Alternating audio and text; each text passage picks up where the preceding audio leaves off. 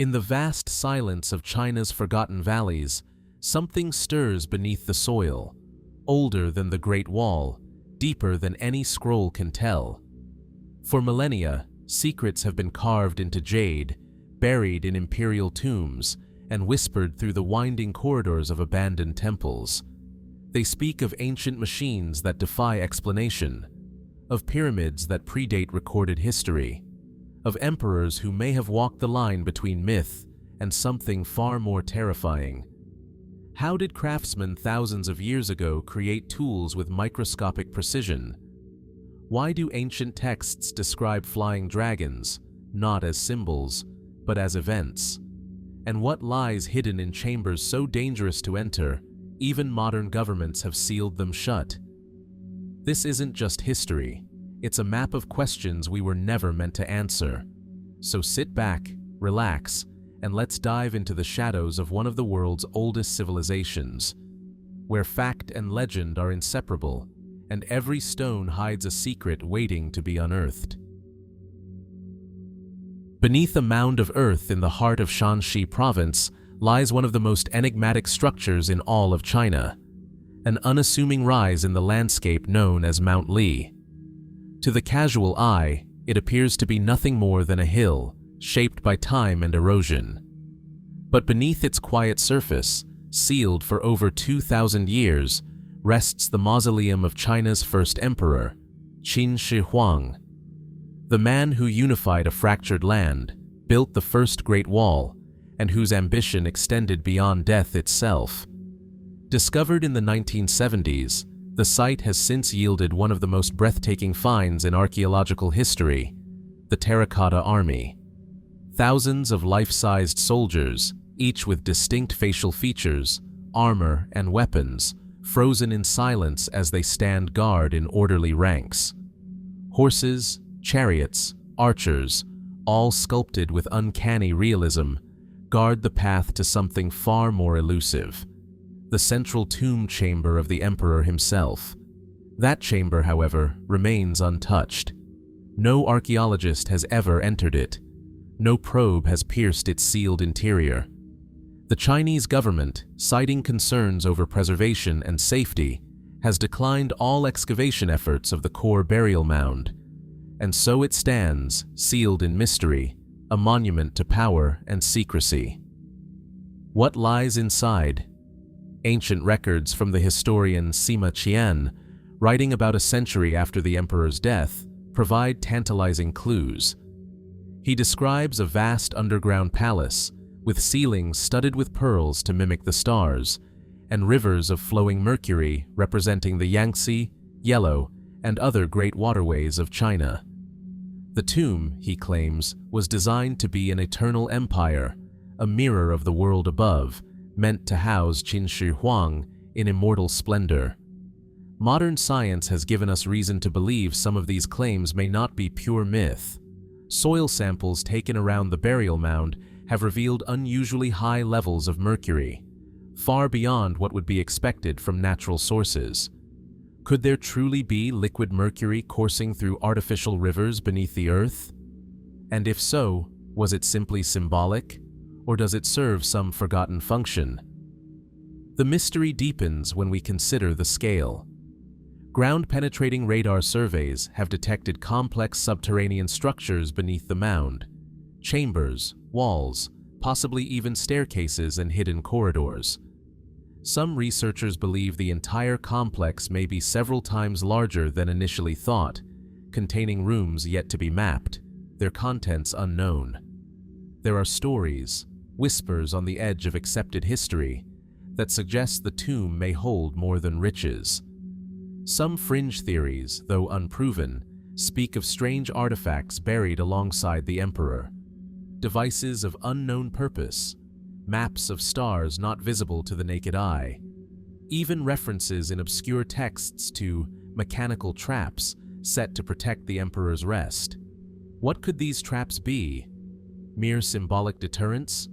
Or something more advanced than ancient engineering should allow?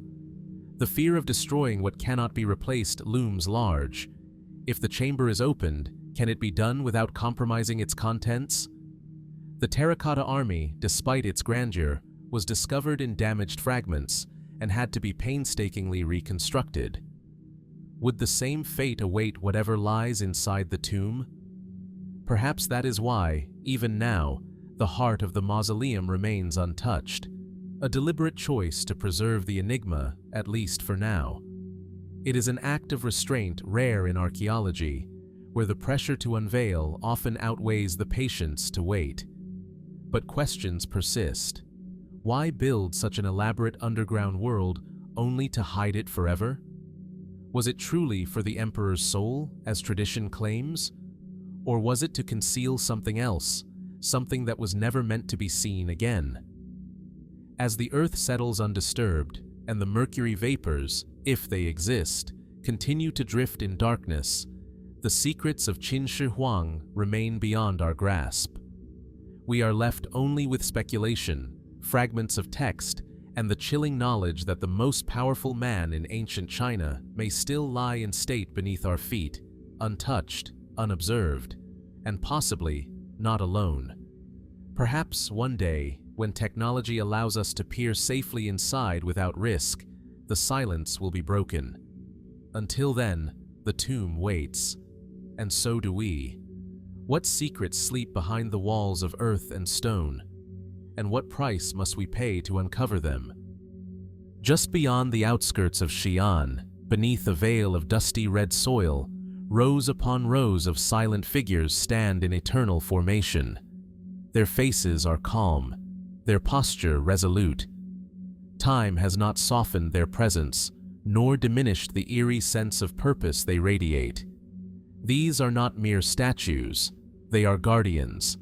Crafted over 2,000 years ago, the Terracotta army remains one of the most extraordinary archaeological discoveries in human history.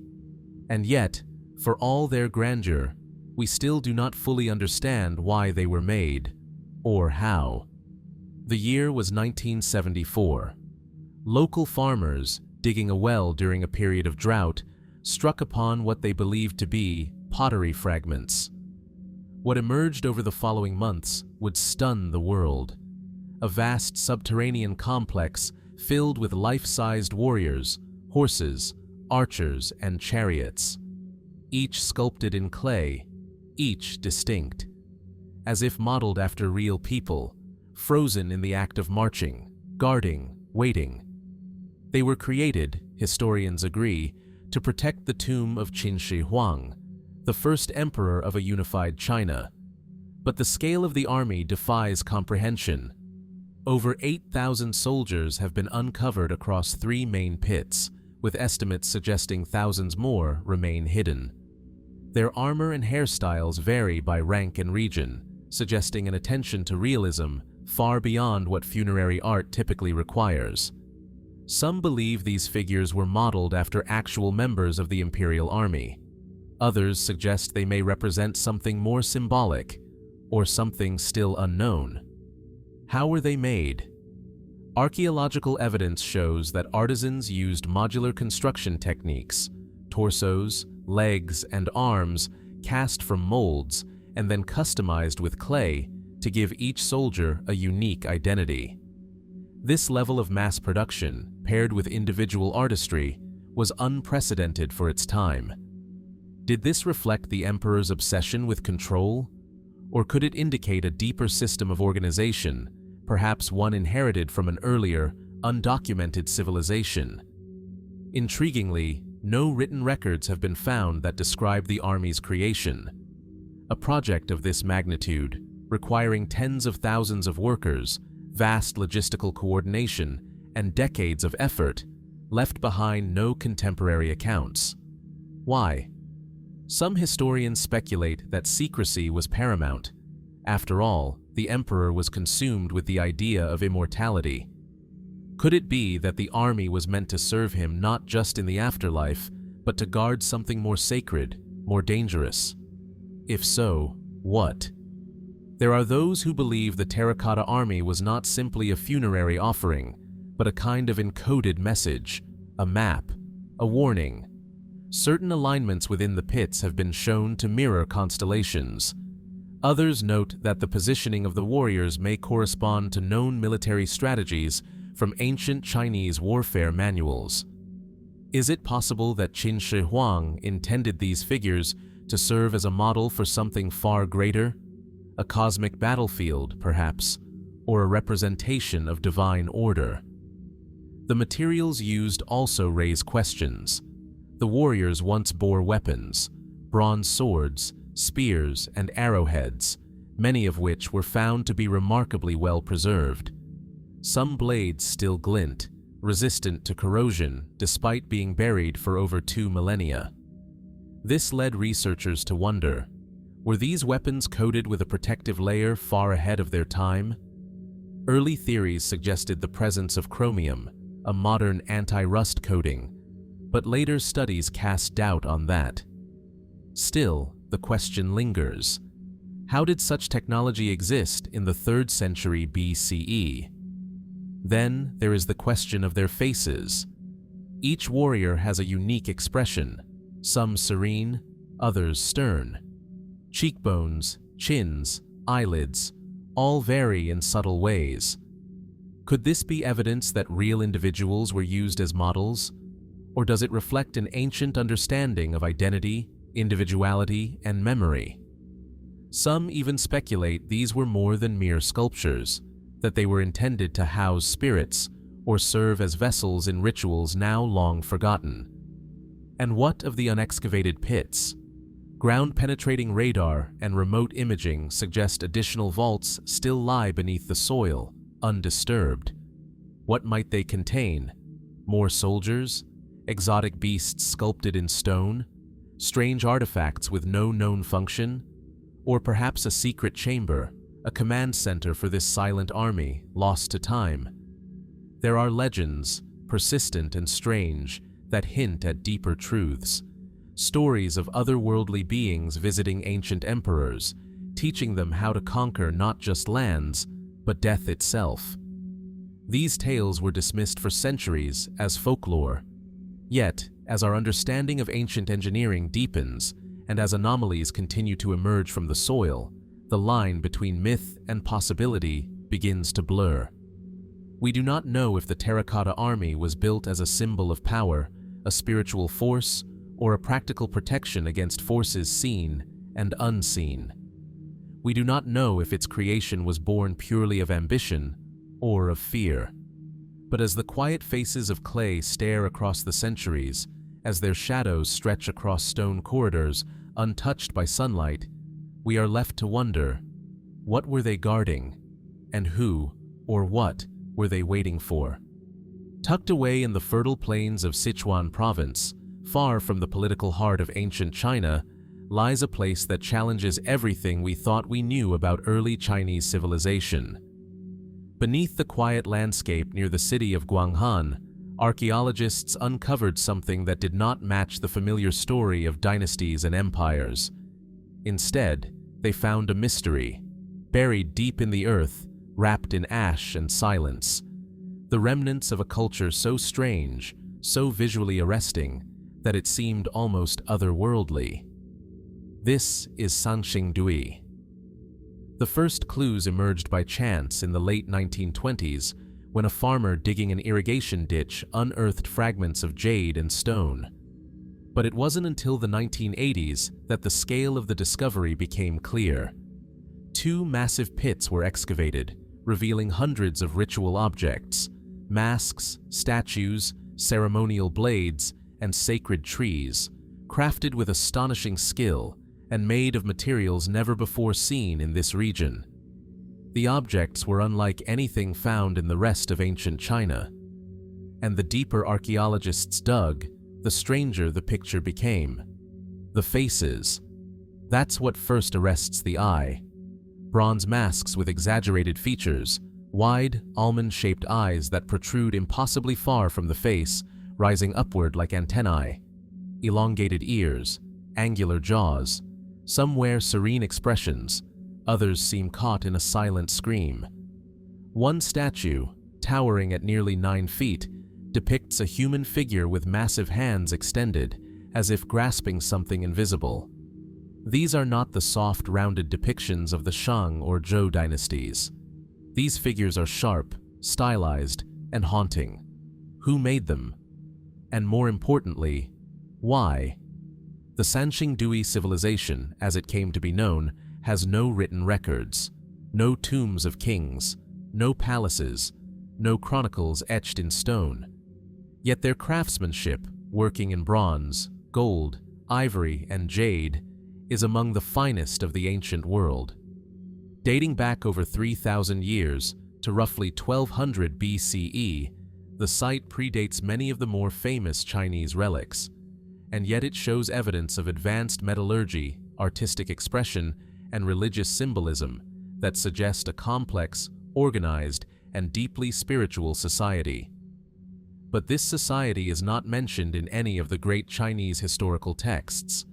How could a civilization of this magnitude, capable of casting giant bronze statues and erecting monumental altars, simply disappear from the record? Some scholars have proposed that Sanxingdui was part of the ancient Shu kingdom, later absorbed into Chinese history under different names. Others argue it was an entirely separate cultural sphere, with its own language, mythology, and cosmology, one that existed in parallel to, but apart from, the Central Plains dynasties. Still, many questions remain. Why were the artifacts deliberately buried? The two main pits seem to have been ritual sacrifice sites filled with broken offerings, statues snapped at the neck, masks scorched by fire, sacred objects shattered before burial. Was this a religious act, a ceremonial closure of an era? Or was it something darker, an act of desperation, of sudden flight or collapse? And then there are the stranger theories. The alien-like appearance of the Sanxingdui masks has drawn the attention of fringe theorists and alternative historians. Some suggest that the protruding eyes and stylized forms represent beings not of this world, extraterrestrial visitors interpreted as gods by the ancient people. Others believe they were representations of spiritual entities or beings seen in altered states of consciousness. Could the masks reflect visions from ritual trances or depictions of divine forms now lost to history? There's also the matter of sudden disappearance. Sometime around 1100 BCE, Sanxingdui vanished. The city was abandoned, its people gone. No signs of war, famine, or natural disaster have been definitively linked to its fall. What force could erase a civilization so completely that its very memory was forgotten for millennia? In recent years, nearby sites such as Jinsha have offered tantalizing hints that the culture may have relocated, evolving into something new. But the connection remains tenuous. The thread is thin, and Sanxingdui, in its original form, remains an anomaly, both a marvel and a riddle. Even now, new excavations are underway. In 2021, a series of new pits were discovered just meters from the original site. And again, strange relics emerged: golden masks, bronze boxes, silken fabrics preserved in layers of ash. As scientists work to analyze and conserve these treasures, one thing becomes clear. The story of Sanxingdui is far from finished. Was this a forgotten chapter in the human story, or the first page of something else entirely? As we stand before the blank, unblinking eyes of a Sanxingdui mask, as we trace the delicate lines etched into gold and jade, we are reminded of how much we do not know. The past speaks in whispers, and some of its voices come from places we have yet to understand. Hidden beneath the quiet village of Xianbeikun in Zhejiang province lies a world carved entirely by human hands, yet whose origin remains a complete mystery. The Longyou caves, as they are now known, were discovered not by archaeologists or historians, but by curious villagers in 1992, draining a pond that had been filled for generations. What they found beneath the water was astonishing. A massive, perfectly preserved, hand-hewn chamber, lost to time. But this was only the beginning. Further exploration revealed not one cave, but a sprawling network, at least 24 individual caverns carved into solid sandstone, each with precise symmetry and a striking consistency of design. Towering columns support arched ceilings. Walls slope at perfect angles. Floors are smoothed, and everywhere the same curious pattern covers the surfaces. Long, parallel chisel marks running in uniform lines, as though the entire system had been shaped with deliberate artistry, not mere utility. The sheer scale is staggering. Some chambers reach heights of over 30 meters. The volume of rock removed, an estimated 1 million cubic meters, defies belief. And yet, no tools, no drawings, no written records speak of their construction. No ancient text mentions their builders. No local legend tells the story of their origin. How could such a monumental undertaking have simply disappeared from memory? Carbon dating and stratigraphy offer limited insight, but consensus places the cave's construction sometime before the Qin dynasty, possibly over 2,000 years ago. If this is true, it raises an unsettling question. How did an ancient people, without modern machinery, excavate these caverns so precisely? And for what purpose? Mainstream scholars have offered a range of hypotheses. Some suggest the caves were quarries, abandoned mid-use. But this fails to explain the intricate layout, the deliberate design choices, the fact that not a single cave appears unfinished. Others propose storage facilities or secret meeting halls. Yet none of these ideas account for the enormity of the labor or the complete absence of debris. Where did the excavated stone go? Why are there no signs of transportation or repurposing in the surrounding area? Equally puzzling is the silence of history. The nearby regions are rich with ancient Chinese records, dynastic annals, village chronicles, regional histories. These documents span centuries and mention everything from harvest yields to celestial omens. Yet they say nothing about the construction of the Longyou caves. The deeper one looks, the stranger it becomes. Each cave is separate, yet their layouts mirror one another. Support pillars are placed at regular intervals, suggesting not only architectural foresight, but mathematical planning. The acoustic properties of the chambers hint at intentional design for sound resonance. Were they used for rituals, for ceremonies, for meditation or containment? And then there are the symbols. Though the caves are largely devoid of decoration, a few faint engravings, simple figures, birds, and mysterious markings suggest some form of symbolic or ceremonial meaning. But they offer no clear translation. Could they have been part of a forgotten spiritual tradition, now lost to time? Or do they reflect the language of a culture so far removed from what we know that its traces have been misread or entirely missed? Speculative theories have inevitably emerged. Some point to a highly advanced ancient civilization with capabilities that rival modern engineering. Others propose even more controversial ideas, that the caves were designed with astronomical alignments or to mimic something seen from above. A few go so far as to suggest extraterrestrial influence, drawn to the uniformity and seeming inexplicability of the work. But perhaps the most haunting theory is the simplest, that we have no idea what we're looking at. What if the Longyou caves were not abandoned, but completed? What if their purpose, whatever it was fulfilled, and the reason we cannot understand them is that we are asking the wrong questions? Their silence is deafening. No soot marks stain the ceilings. No human remains lie in rest.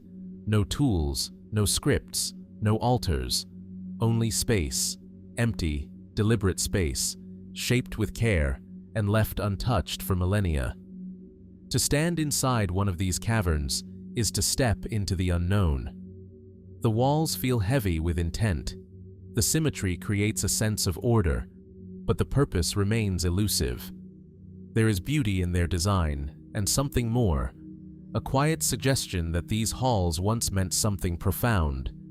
So we are left to wonder, who carved them? What drove them to such effort? What did they know that we have forgotten? And if the answers lie deeper beneath the earth, how long must we wait to uncover what else remains hidden? High in the mist-covered mountains of the Bayanhar Range, on the border between China and Tibet, lies a landscape both remote and rugged, where the wind whispers across desolate plateaus and time seems suspended in stone. It is here, according to a story that has endured for decades, that a discovery was made. A discovery so unusual, so out of place, that it continues to divide opinion and provoke wonder. The Dropa stones. Described as thin, circular discs, each about 30 centimeters in diameter, with a perfectly round hole at the center. The stones were said to have been unearthed in a series of ancient burial caves by a Chinese archaeological team in the 1930s. Their surfaces, weathered by time, were not smooth. Instead, they bore a strange feature, a continuous spiral groove winding from the edge to the center, almost like the grooves of a vinyl record. But this was no music etched into the stone. It was writing, or so the story goes. What followed was a decades-long mystery that blurred the line between archaeology and legend. According to reports, a Chinese professor named Nui from the Beijing Academy of Ancient Studies deciphered the spiral inscriptions in the 1960s. The translation, if true, would be nothing short of extraordinary. The stones allegedly told the tale of a spacecraft that crash-landed in the mountains 12,000 years ago, carrying a group of beings called the Dropa, small, fragile humanoids with large heads and slight frames. Unable to return to their home planet, they were forced to adapt to life on Earth, eventually making peace with the local inhabitants and disappearing into history. The implications were staggering. Could these stones be the first recorded account of extraterrestrial contact? Were the Dropa real, a lost people from beyond the stars, immortalized in stone? But mainstream scholars were, and remain, skeptical. No physical Dropa stones exist in any museum collection today. There is no photographic evidence from the original 1930s dig, and the institutions and individuals associated with the discovery are themselves cloaked in uncertainty. Professor Nui, the man credited with the translation, appears in no academic records outside of Dropa-related accounts. Some researchers suggest he never existed at all. Others claim that Chinese authorities suppressed the information for fear of international ridicule. Then again, there are peculiarities that keep the legend alive. Travelers to the region have documented oral traditions among local tribes, stories of star visitors who came from the skies in a time before memory, beings who were different from humans but not feared. Some say these myths align curiously with the Dropa account. Others point to the skeletal remains allegedly found in the caves, unusually small, with oversized craniums, though none of these remains were ever publicly verified. And what of the stones themselves? Several individuals have claimed to have seen them over the years, some in private collections, others in obscure museums before they quietly vanished from public view. In the 1970s, a Soviet research team reportedly analyzed similar stone discs and found that they emitted a faint electrical charge when placed under certain frequencies. But the documentation of these tests has long since disappeared, and the team's findings were never published in any peer-reviewed journal. Could the Dropa stones have been real, and then quietly erased from the scientific record? Or were they simply the product of Cold War-era intrigue, born from a blend of ancient myths, archaeological ambition, and the rising global fascination with UFO phenomena? There are those who believe the entire story was fabricated, an elaborate hoax, perhaps invented by an imaginative journalist or an opportunistic author looking to blend science fiction with archaeology. And yet, even this explanation raises questions. Why did the story endure for so long? Why do new claims, even now, continue to surface? People reporting lost discs, forgotten caves, untranslated symbols etched into stone. The absence of concrete proof does not confirm fiction, nor does it confirm truth. It leaves us in a suspended state where possibility lingers, but certainty never arrives. There is something undeniably compelling about the image of the Dropa stones, the quiet, ancient mountain cave, the delicate spiral marks, the whispered story of beings from another world stranded among us. Whether metaphor or memory, invention or inheritance, the tale taps into something deep, a longing to understand where we come from and whether we are truly alone. Perhaps the greatest mystery of the Dropa stones is not whether they are real, but why we keep looking for them. What draws us to this story, despite its contradictions? And if the stones ever surface again, will we recognize them for what they truly are? Long before China became a unified empire, before the Great Wall rose along its northern frontier, and before the Terracotta army stood sentinel in Shanxi soil, there were the 9 tripod cauldrons, massive bronze vessels that once embodied the very soul of imperial authority. Known as the Jiuding, these cauldrons were said to be cast by Yu the Great, founder of the Xia dynasty, more than 4,000 years ago. And though their physical form has long vanished from history, their symbolic power endures, mysterious, sacred, and shrouded in silence. According to ancient texts, each cauldron was forged from bronze collected as tribute from the 9 provinces of early China. They were immense, heavy, and elaborately decorated with the images of mythical beasts and sacred emblems, markings said to represent the natural forces, geography, and divine spirits of the land. Their creation was not merely ceremonial, it was cosmological. The Jiuding were believed to anchor the mandate of heaven, the invisible force that granted emperors their legitimacy. To possess them was to possess the right to rule. For centuries, the cauldrons resided in the imperial capital, first in the city of Yangcheng, then moved by succeeding dynasties to other political centers. The Zhou, Qin, Han, and beyond all venerated the cauldrons as more than relics. They were living symbols of continuity and divine favor, said to protect the realm and bless the sovereign with authority. And then, they disappeared. No one knows exactly when. The historical record grows increasingly vague after the fall of the Qin and Han dynasties. Some accounts suggest that the cauldrons sank into the Sea River during a flood. Others claim they were seized by rival warlords or melted down during times of civil unrest. Some stories say they were deliberately hidden to protect them from falling into enemy hands. And a few, whispered quietly, speak of something stranger still, that the cauldrons were not entirely of this world to begin with. How could objects of such importance, so intricately documented in early annals and court ritual, simply vanish? Modern historians have searched in vain for archaeological traces.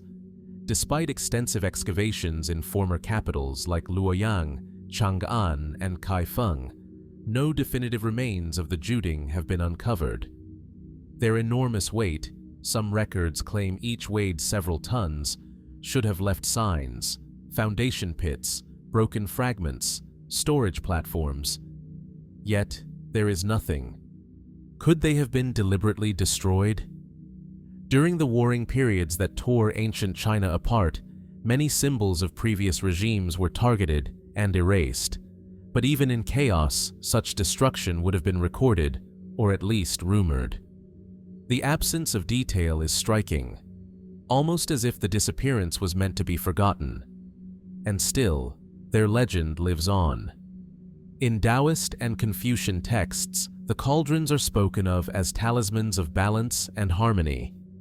In later imperial times, emperors would reference them in rituals and poems, lamenting their absence, seeking to summon their spirit. Even today, the phrase "asking about the cauldrons" in Chinese implies questioning the legitimacy of one's rule, a reminder of how deeply they remain embedded in cultural memory. Some fringe theorists have taken the mystery further. They point to the mystical qualities attributed to the cauldrons in ancient descriptions, that they could control the weather, repel evil spirits, or resonate with celestial harmonics. Were these mere metaphors? Or did the Jiuding possess properties beyond our current understanding of metallurgy and symbolism? One theory suggests the cauldrons were not merely ceremonial objects, but ancient technological devices, perhaps designed to harness electromagnetic energy or record data in some unknown format. Their geometric symmetry, paired with their sacred positioning across the land's provinces, has even led to speculative comparisons with grid-based energy systems or geomantic alignments. Others see parallels with artifacts in global mythology, objects of power that vanish from history only to reappear in times of need. The Ark of the Covenant, the Spear of Destiny. Could the Jiuding belong to this category? Objects not lost, but hidden? A few tales even hint at guardians, secretive lineages tasked with protecting the cauldrons from those who would misuse their power. These stories are scarce, half-remembered, and lacking in substantiation, but they persist in rural folklore, especially in regions once considered sacred ground.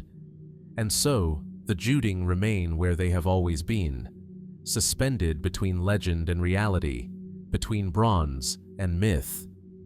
Were they melted down in a forgotten war, buried beneath river silt and centuries of dynastic dust, hidden in a mountain chamber yet to be uncovered? Or were they never physical objects in the way we imagine, perhaps instead existing as metaphysical constructs, vessels of meaning rather than matter? The silence of the cauldrons speaks louder than any proclamation, and in that silence, we find the same question asked across generations. What became of the 9 tripod cauldrons, those ancient bearers of heaven's mandate? And if they still exist, waiting in shadow, what forgotten truth might they yet reveal? Rising from the mist along the banks of the Yangtze River, where the waters wind through the rugged landscapes of Chongqing, stands a city unlike any other in China. Perched on the slopes of Ming Mountain, Fengdu is known not for the lives it once held, but for the dead it still welcomes.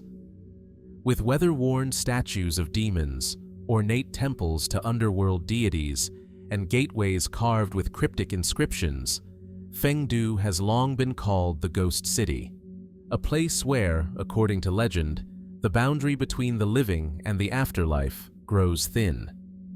The origins of Fengdu reach back nearly 2,000 years to the Han Dynasty, when it first became associated with Taoist practices surrounding death and judgment.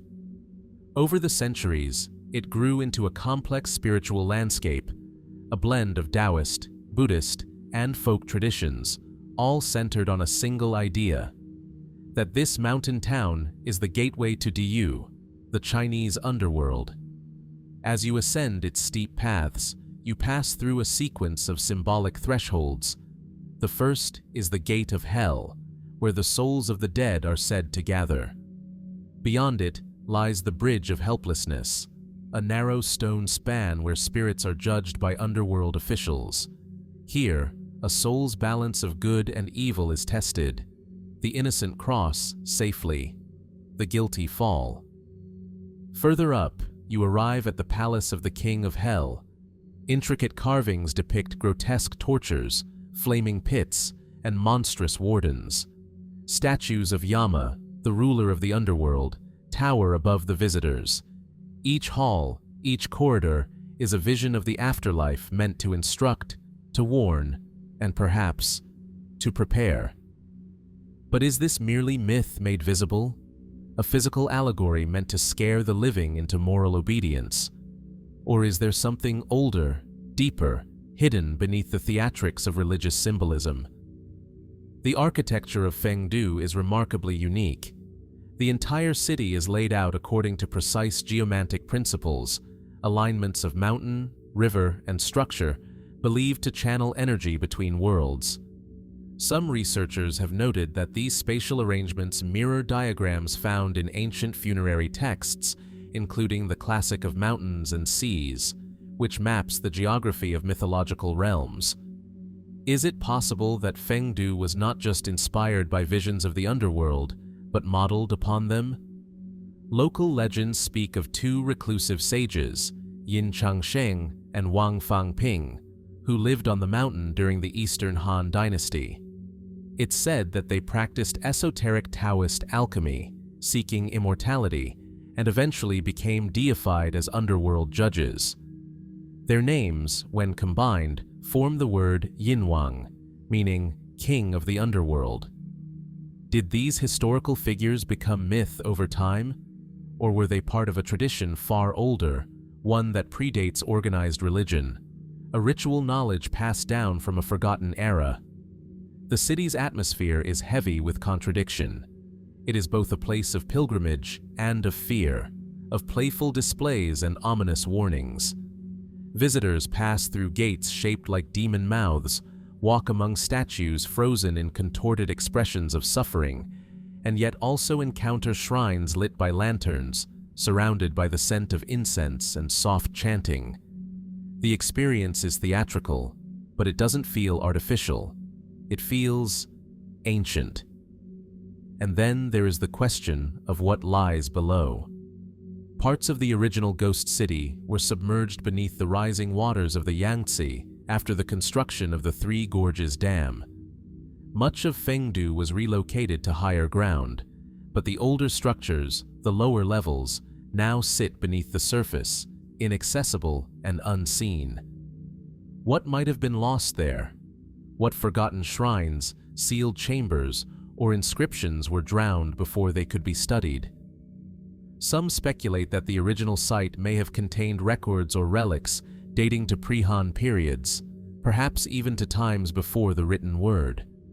The connection between death and mountains is deeply rooted in Chinese cosmology. Mountains were seen as vertical bridges, ascending into the divine, descending into the netherworld. Could Fengdu have been built atop such a nexus point, not just symbolically, but physically? And what are we to make of the persistent rumors, passed down through generations, of strange phenomena around the mountain? Reports of ghostly lights, voices heard in the fog, of people who ascend the slopes alone and return, changed. Local elders, when asked, often speak in riddles. There are places, one reportedly said, where the dead are closer than the living. Of course, many of these stories can be explained as folklore, amplified by time and retelling. But the consistency of the imagery, the symbolism shared across regions and centuries, is difficult to dismiss entirely. Why does so much of Fengdu's mythology resonate so closely with the fears and hopes of so many cultures? Judgment, passage, rebirth? Is this the product of cultural evolution, or a reflection of something universal, something rooted in experience rather than belief? In the end, Fengdu remains what it has always been: a threshold, a place where the myths of the afterlife are brought into the daylight, made stone, made fire, made prayer. But whether these myths are just echoes of the human psyche or blueprints of a realm just beyond our reach is a mystery that has yet to reveal itself. In a dusty storeroom in Anyang, beneath layers of time and silence, lie fragments of bone and shell, delicate, cracked, and inscribed with lines so ancient they barely resemble writing. These are the oracle bones of the Shang Dynasty, some of the earliest known evidence of Chinese script, and perhaps the oldest recorded attempt to communicate with the unseen world. They are relics of a forgotten dialogue, between king and cosmos, between question and fire, between human fear and divine answer. Made from the shoulder blades of oxen or the plastrons of turtles, the bones were ritually prepared and carefully heated until hairline fractures appeared on their surface. Priests, shamans perhaps, then interpreted the patterns, reading them as signs from ancestors or spirits. Later, scribes carved the questions into the bone, preserving not just the answers received, but the very hopes and uncertainties of a civilization over 3,000 years old. Many of these inscriptions are clear. They ask about war, harvests, childbirth, and illness. They seek omens, request guidance, offer gratitude. And yet, not all of them can be read. Scattered among the deciphered glyphs are symbols that defy translation, isolated characters, rare variants, and entire segments whose meanings remain unknown. These are the undeciphered scripts of the oracle bones, and they hold secrets that even modern scholars have yet to unlock. Why were some characters used only once, never to appear again? Do they represent forgotten words, extinct dialects, or esoteric ritual codes meant only for priestly eyes? Could they belong to an older language, absorbed and overwritten by Shang orthography? Or do they encode concepts not easily translatable into modern terms, names of spirits, ancient mathematical formulae, or philosophical constructs lost to time? The mystery deepens when one considers the context in which these bones were used. This was not writing for record-keeping or poetry. It was sacred. Each inscription was an act of divination, intended not for human memory, but for spiritual clarity. And yet someone took the time to preserve the questions, to carve them, line by line, into brittle bone and shell, as if they knew they would one day be read again. But who exactly were the readers? Most known oracle bones come from the late Shang capital of Yin, near modern-day Anyang, where tens of thousands of examples have been excavated. The language etched into them, often referred to as Jiaguwen, is the direct ancestor of modern Chinese script. And yet, even after decades of study, many characters remain ambiguous. Some have no known cognates. Others bear strange combinations of familiar elements, arranged in patterns that defy established grammar. This has led to a number of competing theories. Mainstream linguists suggest that these indecipherable characters reflect either scribal experimentation or forgotten vocabulary, normal features of a living language in its early stages. But other researchers point out that certain characters appear only in divinations related to celestial or metaphysical topics: eclipses, comets, dreams, sacrifices. Could these symbols represent specialized ritual knowledge? Were they the secret script of the elite, meant to obscure meaning from common eyes? Then there are more speculative views. Some have proposed that the undeciphered characters were never meant to be read in a traditional sense, that they might be sigils designed to hold symbolic or magical force, like mantras or talismans. Others have gone further, suggesting that the patterns may encode nonverbal information, perhaps musical tones, or numeric sequences tied to ancient cosmology. And still others wonder, were these bones part of something even larger? The Shang people believed in a vast spiritual bureaucracy, an ordered realm of ancestors, nature gods, and cosmic regulators. The oracle bones, in this view, are less about language and more about access, keys to a metaphysical system. Some characters might correspond not to spoken words, but to spiritual entities, their names now lost, their functions now forgotten. Could the undeciphered symbols be invocations, meant to summon, to appease, or to warn? Curiously, oracle bone script was not a one-time phenomenon. Its use spanned generations, and similar practices have been noted as far afield as Tibet, Japan, and even Neolithic Europe. Could there have been a broader tradition of bone-based divination, one that predated writing itself, a kind of proto-script that evolved separately before converging with recorded history? The undeciphered characters remain silent, and yet their presence continues to haunt the academic world. Each new fragment uncovered offers a possibility that one day a pattern will emerge, a forgotten word will resurface, a link will be made. But for now, the symbols linger just beyond reach, teasing us with the knowledge that we are reading only part of a message, hearing only half of a conversation. As we stare into the faint grooves carved by an unknown hand more than 3 millennia ago, we are reminded of something humbling, that for all our knowledge, all our machines, all our methods, there are still languages we cannot understand. And perhaps the bones are not just asking ancient questions, but waiting, patiently, for us to learn how to listen. Beneath the earth in the hills of Changsha, in Hunan province, lies a tomb that has perplexed scientists, historians, and spiritual thinkers alike. Discovered in the early 1970s during the construction of an air raid shelter, the site was nothing short of a time capsule, sealed and undisturbed for over 2 millennia. Inside, archaeologists uncovered a burial so elaborate, so well preserved, that it seemed as if the ancient past had only just taken its final breath. This was Mawangdui, and within its innermost chamber, wrapped in layer upon layer of lacquered coffins and silken shrouds, rested the body of Lady Dai. Xinzhui, Marquise of Dai, wife of the Han Dynasty nobleman Li Kang, died over 2,100 years ago. And yet, when her tomb was opened, her body appeared eerily lifelike. Her skin was still soft, her veins still red. Internal organs were intact, and her hair remained in place. Even the blood in her veins was found to be type A. The astonishment was immediate, and so was the mystery. How could a body remain so perfectly preserved for more than 2,000 years without the aid of modern embalming?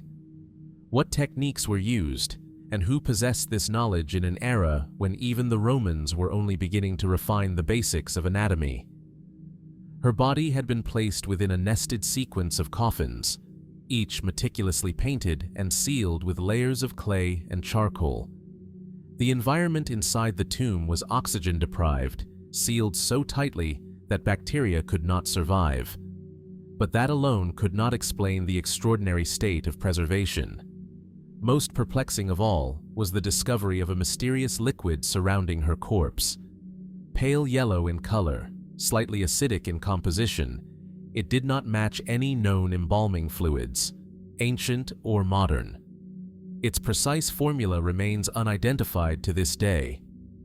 Was it a form of proto-chemical preservation, passed down through generations and then lost to time? Or was it an accidental byproduct of the tomb's construction, an alchemical coincidence that we still cannot replicate? Beyond the body itself, the contents of the tomb tell a story rich in symbolism and cosmological thought. Dozens of lacquered boxes were filled with food offerings, grains, fruits, meats, many still bearing their original color and texture. Her wardrobe, comprising more than 100 silk garments, was woven with exquisite detail, some of the finest textile work ever recovered from the Han period. There were cosmetics, musical instruments, and even a complete medical kit.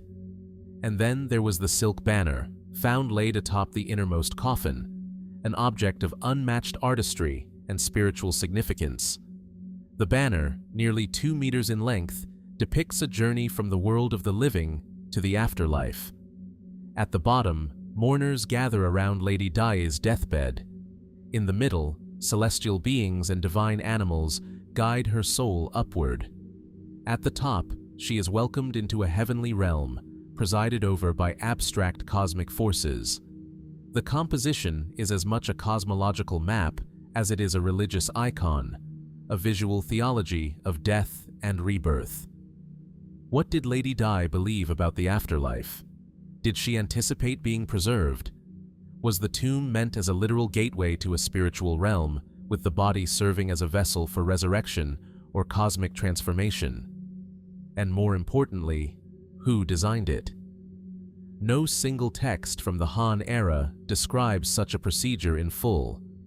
And while the elite of the time did practice elaborate burial rituals, none come close to the precision and mystery of Mawangdui.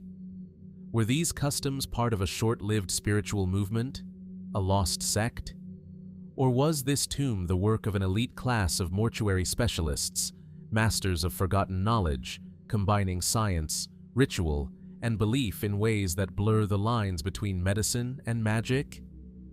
Some have even speculated that Lady Dai's preservation may have served a more arcane purpose, that her body was not meant merely to endure, but to remain intact for some ceremonial function in the far future. Could this preservation have been a form of spiritual insurance, keeping her ready for a role in some celestial cycle yet to unfold? More fringe theories have emerged, of course. Some suggest the tomb builders may have had access to ancient chemistry more advanced than we understand. Others point to possible connections with early Taoist alchemy, which aimed to transcend death through both physical and spiritual transformation. And a few, looking at the impossibility of her condition, even whisper about lost knowledge from civilizations far older than China itself. But the tomb does not speak. It offers no clear answers. Today, Lady Dai's body rests in a climate-controlled display, and the objects from her tomb are studied by experts around the world. Yet despite decades of analysis, we are no closer to fully understanding how or why she was preserved so perfectly. The formula remains unreplicated, the rituals unrecorded, the knowledge seemingly lost. And so we are left to wonder, was Lady Dai's preservation the result of scientific genius, spiritual devotion, or something else entirely? And if her tomb holds secrets we still do not understand, how many more lie beneath the hills of China, waiting quietly beneath layers of silk, lacquer, and earth? In the heart of the Eastern Han Dynasty, nearly 2,000 years ago, a bronze vessel sat quietly in the imperial court. Elegant in its form, yet entirely unassuming, it resembled a large urn, cylindrical, finely cast, and adorned with 8 dragon heads positioned evenly around its upper rim. Beneath each dragon crouched a toad, mouth wide open, as if awaiting a falling droplet of rain. But this was no decorative sculpture. This was something else entirely. Something astonishing. It was a machine. Designed by Zhang Heng, a polymath astronomer, mathematician, and engineer, this device, known today as the Hufeng Didongyi, or seismoscope, was created to detect earthquakes. Not only those shaking the ground beneath it, but tremors occurring hundreds of kilometers away. The mechanism's workings, as described in ancient Chinese texts, are deceptively simple. When seismic activity was detected, one of the dragon heads would release a bronze ball, which would drop into the waiting mouth of the toad below, signaling the direction from which the earthquake originated. It was not just the first known earthquake detector in history. It was a directional one. But how did it work? That remains the mystery. Zhang Heng never recorded the precise inner workings of his invention. No complete version has survived. What we have are historical references, descriptions passed down in court documents and scholarly commentaries, and a handful of modern reconstructions based on educated guesswork. Some propose a pendulum mechanism at the device's core, reacting to subtle shifts in ground motion. Others suggest a system of levers and weighted triggers responding to directional forces. But none of the reconstructions fully match the precision attributed to the original. One report from 138 CE tells of the seismoscope detecting an earthquake in western China, more than 500 kilometers from the capital, at a time when no tremor was felt locally. Days later, a messenger confirmed that an earthquake had, in fact, struck the distant province. Zhang Heng's device had known before anyone else. Could such sensitivity really be achieved without electricity, without sensors, without digital calibration? Could a purely mechanical device detect and pinpoint the direction of seismic waves with such accuracy in an era when most of the world had yet to grasp the concept of tectonic movement? Mainstream historians acknowledge Zhang Heng as a genius of his time, a man far ahead of his contemporaries. But even within academic circles, the question remains: was this device a brilliant one-off, a flash of intuitive engineering brilliance? Or was it the product of a deeper tradition of mechanical knowledge, one that has since been lost? Some scholars have pointed to other examples of advanced mechanical devices in early Chinese history: geared astronomical models, intricate clocks, and automata. Could Zhang Heng's seismoscope have been part of this wider, largely undocumented tradition? A culmination of generations of experimentation with movement, force, and resonance? More speculative theories suggest an even broader mystery. A few researchers, looking closely at Chinese geomancy and ancient theories of energy flow, such as QE, have proposed that the seismoscope may have been based not only on physical motion, but on an intuitive understanding of vibrational patterns in the earth. Taoist texts from the period speak of natural rhythms, of resonance between the elements and the heavens.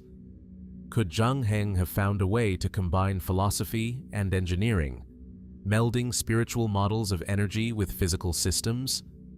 Others have proposed that the device's sensitivity may have been enhanced by the materials used, bronze alloys precisely chosen for their acoustic or conductive properties, or that certain harmonic frequencies emitted by tectonic stress deep underground might have triggered the mechanism through resonance.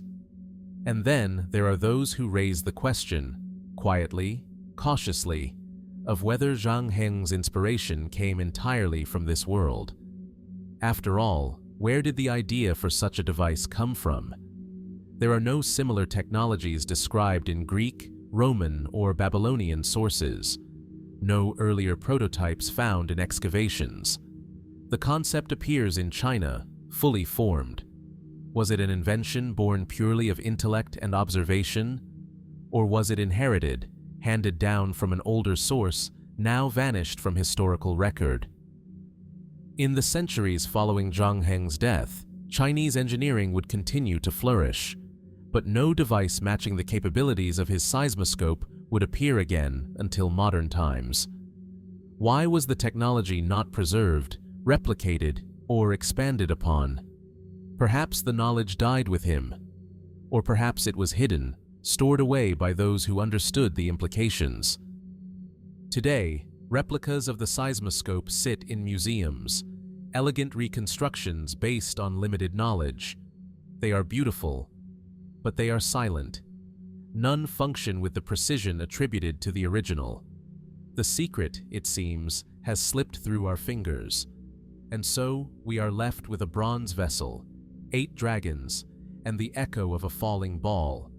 An echo that speaks of a forgotten genius, a lost science, and the possibility that the ancient world was more technologically advanced than we dare to imagine. How did Zhang Heng truly design this device? What principle did he tap into that remains elusive even now? And if such knowledge once existed, what else might lie buried in the scrolls, ruins, and memories of ancient China, waiting, quietly, to be rediscovered? It is said that fire leaves no memory, but in the shadows of China's earliest empire, a fire once raged, not to warm or illuminate, but to erase. It was not kindled in fear or desperation, but in cold calculation, a fire of authority, of silence. The year was 213 BCE. The Qin dynasty had unified the warring states under a single banner, and Emperor Qin Shi Huang, visionary, tyrant, immortal in ambition, sought to forge not just a political unity, but an intellectual one. In a sweeping act of control, he ordered the destruction of all philosophical and historical texts not sanctioned by the state. Books of poetry, astronomy, medicine, and ancient law, works passed down over centuries, were gathered and burned. Entire schools of thought, particularly Confucianism, were deemed subversive, distracting from the emperor's vision of legalist order. And then, in a second and far darker decree, he commanded the burial, alive, of more than 400 scholars who resisted or defied this purification of knowledge. It was a moment of historical violence so profound that its effects can still be felt today. But what exactly was lost? We know that the official justification for the act was political stability. Huang believed that competing ideologies created chaos. By wiping the slate clean, he hoped to reset the cultural memory of China, to build a new world with a single voice, his own. But history is rarely so simple. Among the ashes may have been texts far more precious than politics could explain. According to some accounts, the burning of the books destroyed ancient astronomical records, agricultural treatises, and proto-scientific knowledge that had accumulated over centuries. Some scholars believe that early mathematical models, alternative cosmologies, and regional languages were lost entirely, erased before they could be transcribed or translated. Other whispers speak of even greater secrets, esoteric writings on alchemy, immortality, and lost dynasties that predated the known historical record. Could these have been among the forbidden texts? Did the emperor's fear lie not just in divergent philosophies, but in knowledge that challenged the official origin of his rule? The burial of the scholars adds a layer of haunting finality. Were these men silenced simply for reciting banned verses? Or were they the guardians of deeper wisdom, oral traditions, spiritual formulas, or forbidden histories passed from master to disciple?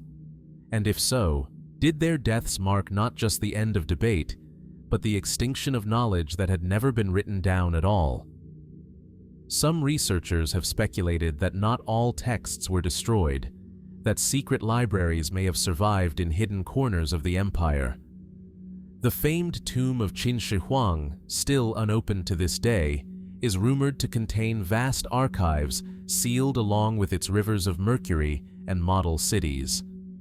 Could the emperor have preserved what he publicly destroyed, locking away the very truths he wanted hidden from others, but safe for himself? Others look to remote temples and mountain monasteries, where reclusive monks may have transcribed forbidden scrolls in secret, preserving fragments of what once was.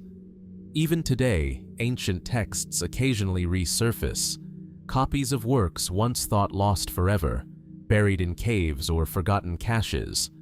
But these are only fragments, windows into a much larger body of knowledge, now scattered and incomplete.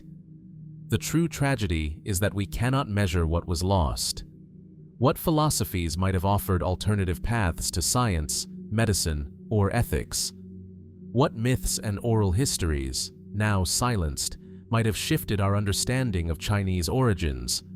What visions of the cosmos, the self, the soul, vanished without a trace in those days of flame and stone? It is possible, of course, to view the event through a historical lens, to see it as a grim but logical step in the consolidation of power. But the emotional weight of the act remains. The deliberate destruction of thought, the burial of minds. Some believe the act itself has left a scar on Chinese history, a quiet gap, a missing thread in the continuity of ideas.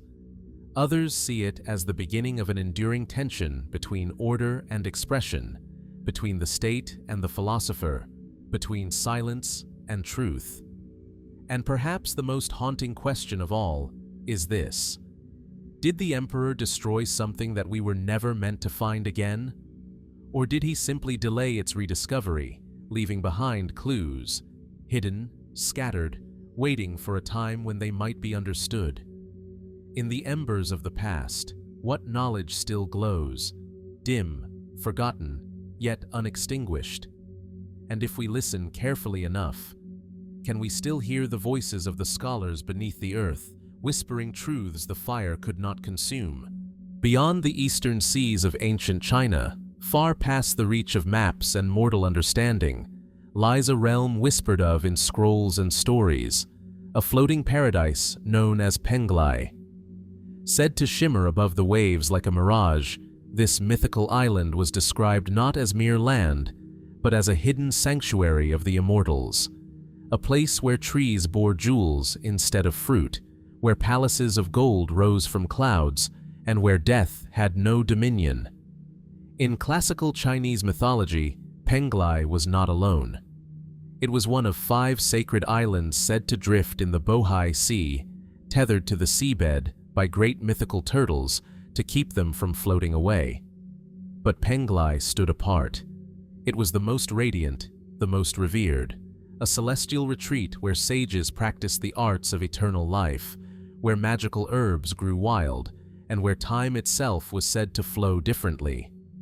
Days passed like moments, centuries like seasons. But what was Penglai truly? A metaphor? A vision? Or something more?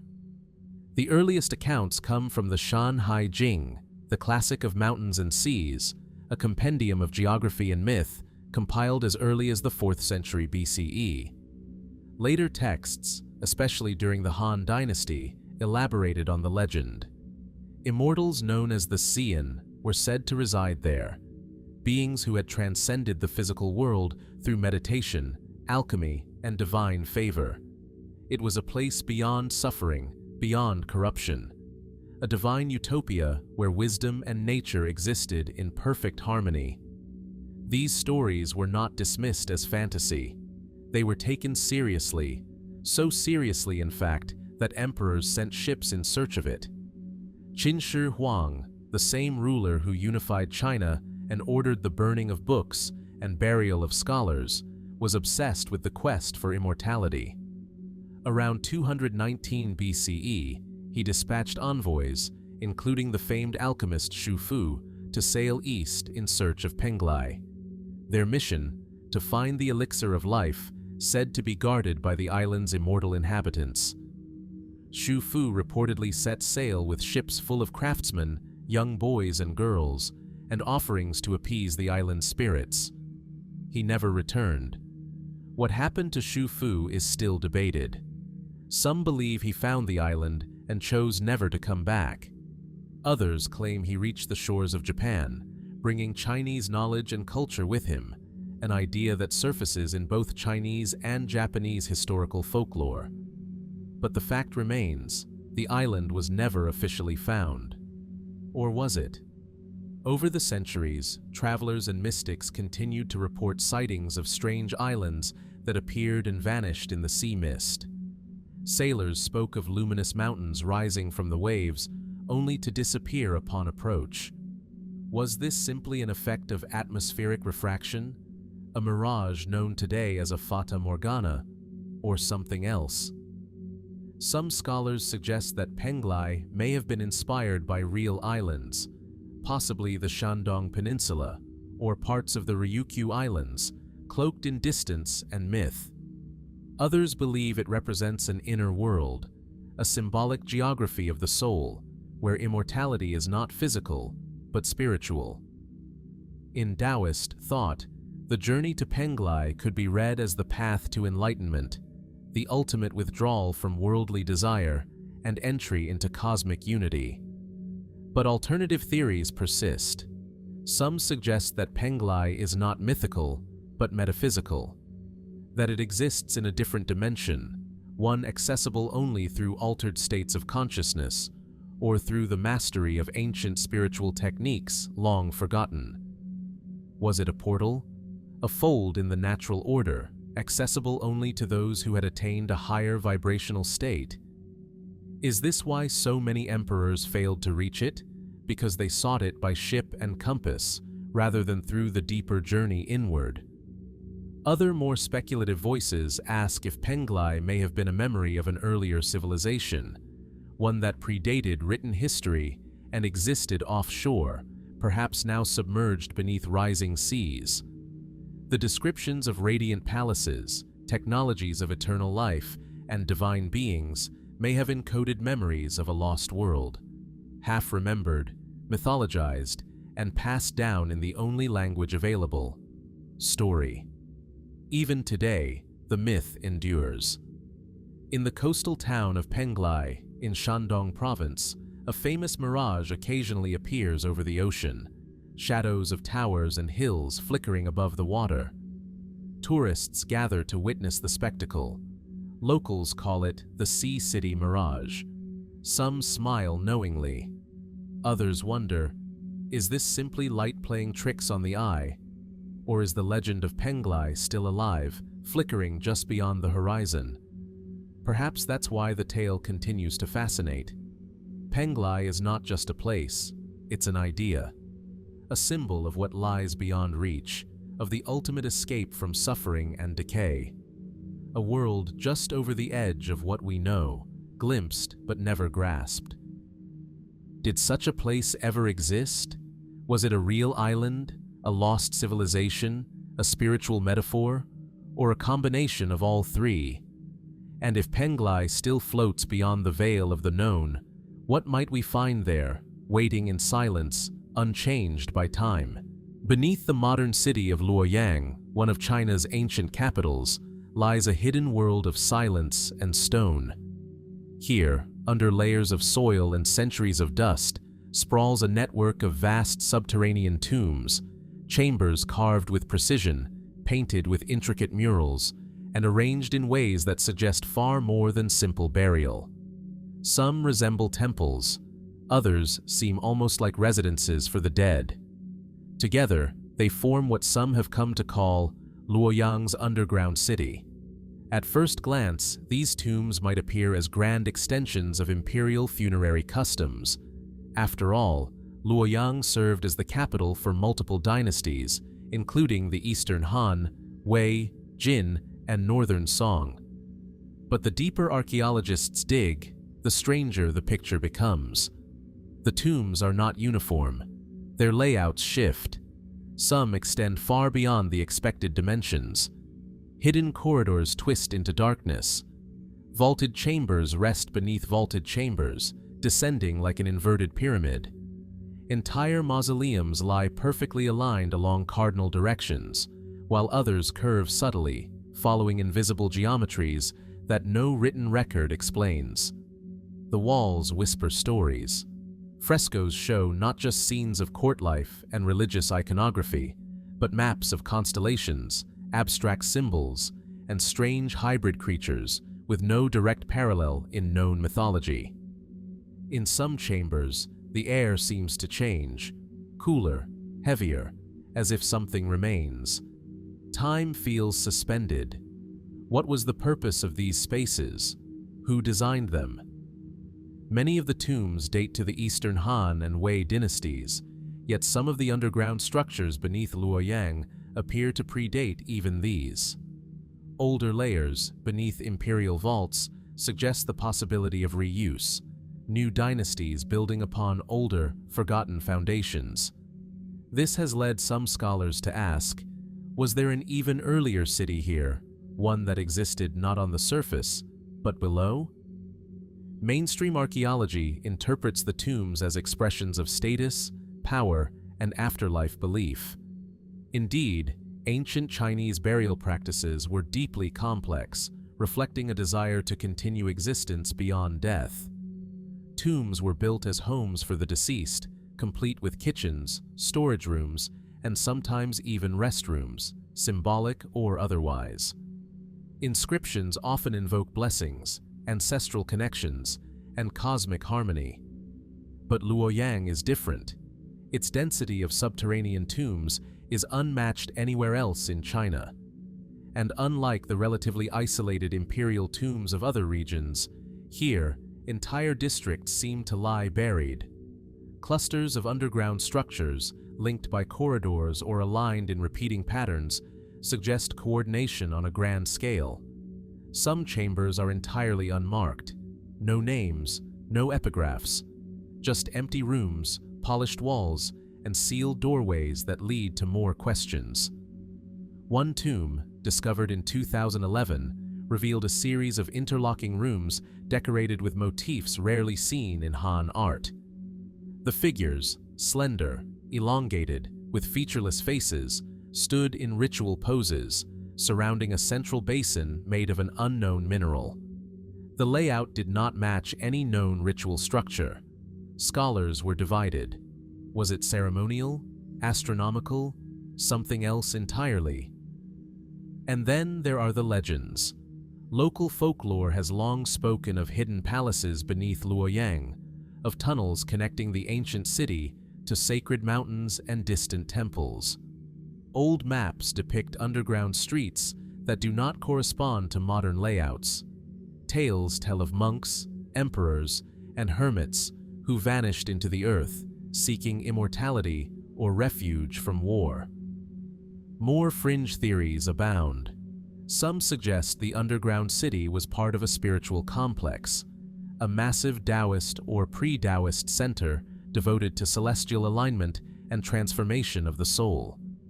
Others whisper of a lost sect, perhaps foreign, whose rituals required isolation beneath the ground. A few, more boldly, propose that these tombs were never intended for the dead at all, but for something else. Were they repositories of knowledge, vaults for safeguarding ancient technology? We may never know. One persistent anomaly is the engineering itself. The level of stonework, clean angles, reinforced vaults, hidden drainage systems, often rivals or surpasses that of surface architecture from the same era. How did they achieve such precision underground, with only torchlight and rudimentary tools? And why was so much effort poured into what was, supposedly, a place meant to be sealed forever? Satellite scans and subsurface imaging suggest there may be even more chambers still buried, deeper and more extensive than previously thought. Some lie beneath modern infrastructure and remain untouched, their entrances sealed, their contents unknown. Is it possible that the city we know above ground was merely a facade? That the true heart of ancient Luoyang was always below? As we walk through the streets of the present, we walk above thousands of years of secrets.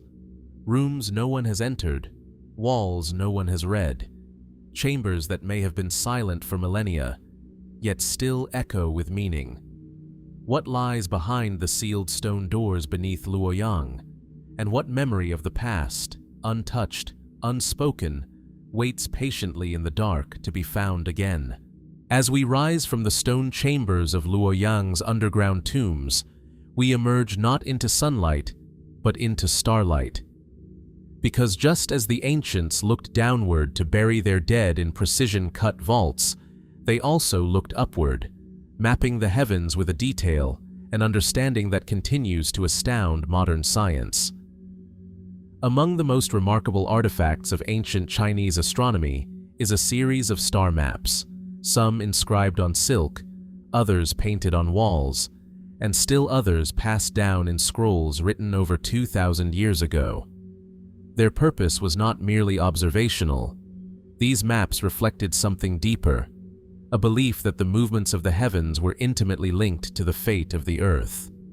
But what remains puzzling is not just their symbolic importance, it's how accurate they truly are. The most famous of these celestial documents is the Dunhuang star chart, discovered in the early 20th century inside the hidden library cave at the Mogao Grottos. Dating back to the Tang Dynasty, around the 7th century CE, the chart contains over 1,300 individual stars. They are arranged not randomly or symbolically, but with careful precision, grouped into recognizable constellations, placed in positions that mirror what would have been visible in the night sky over northern China. Even more astonishingly, the stars are laid out using an early form of projection, similar to techniques that wouldn't formally appear in the West until centuries later. There is structure here, geometry, and a deep understanding of celestial mechanics. But this is not where the story begins. Records show that Chinese astronomers were mapping the skies as far back as the Shang Dynasty, over 3,000 years ago. Oracle bones contain references to eclipses, comets, and planetary alignments.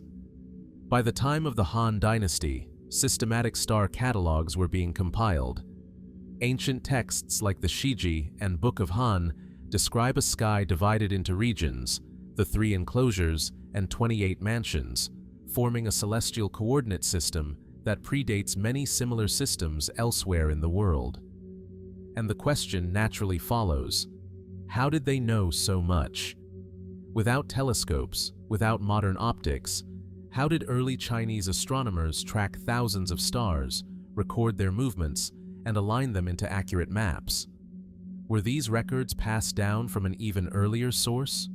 Or did they have observational techniques, perhaps involving mirrors, water surfaces, or lens-like stones, that we no longer understand?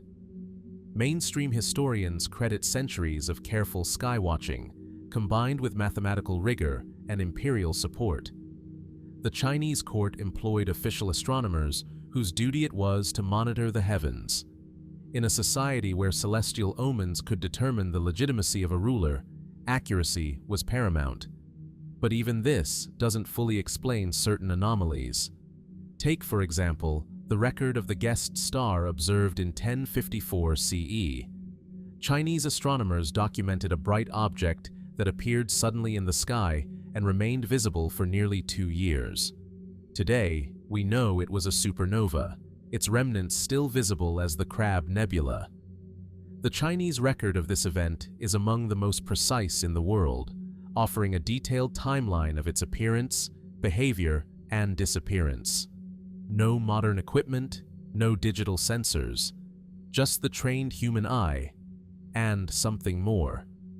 Some researchers suggest the possibility of lost tools, mechanical devices like the armillary sphere or water clocks that may have allowed for more accurate observation than we assume.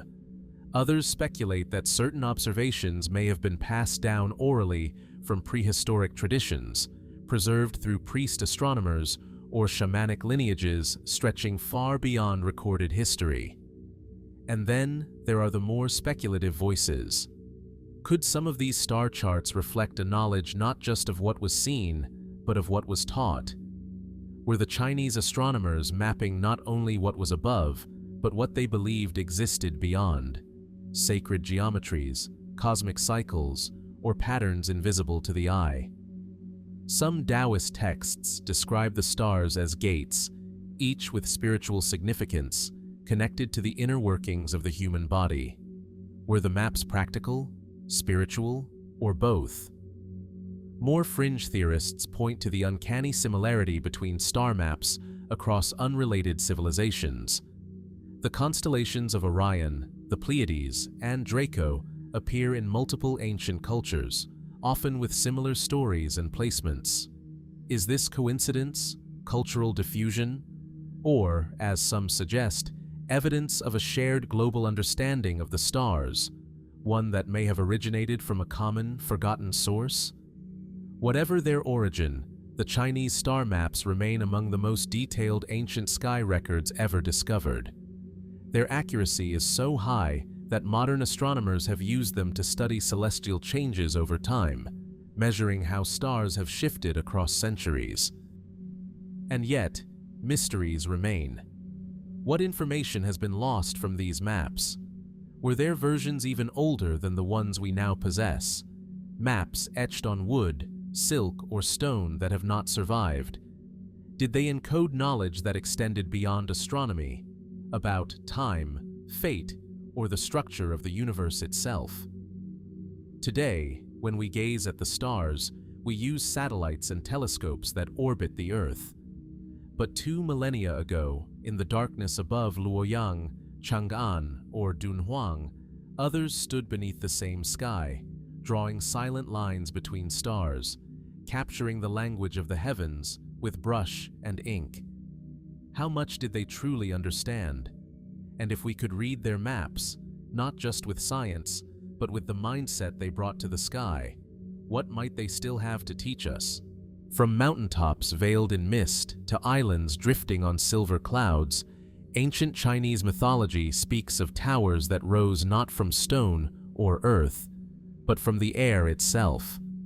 Suspended between heaven and the mortal world, these floating structures glimmered in the sky, unreachable by foot or horse, shimmering like stars at the edge of perception. They appear in legends, poems, and temple carvings, described as radiant pavilions or celestial palaces, often built of jade and gold, with stairways that reached into the clouds and spires that pierced the fabric of the heavens. In Taoist texts, these towers were more than myth. They were symbols of transcendence, homes to immortals, or gateways to realms not governed by time. But could there have been more to these visions than mere symbolism?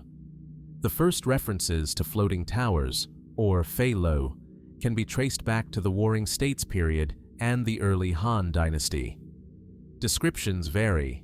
Some speak of luminous structures seen above remote mountains, others of palaces that descend momentarily before vanishing into thin air.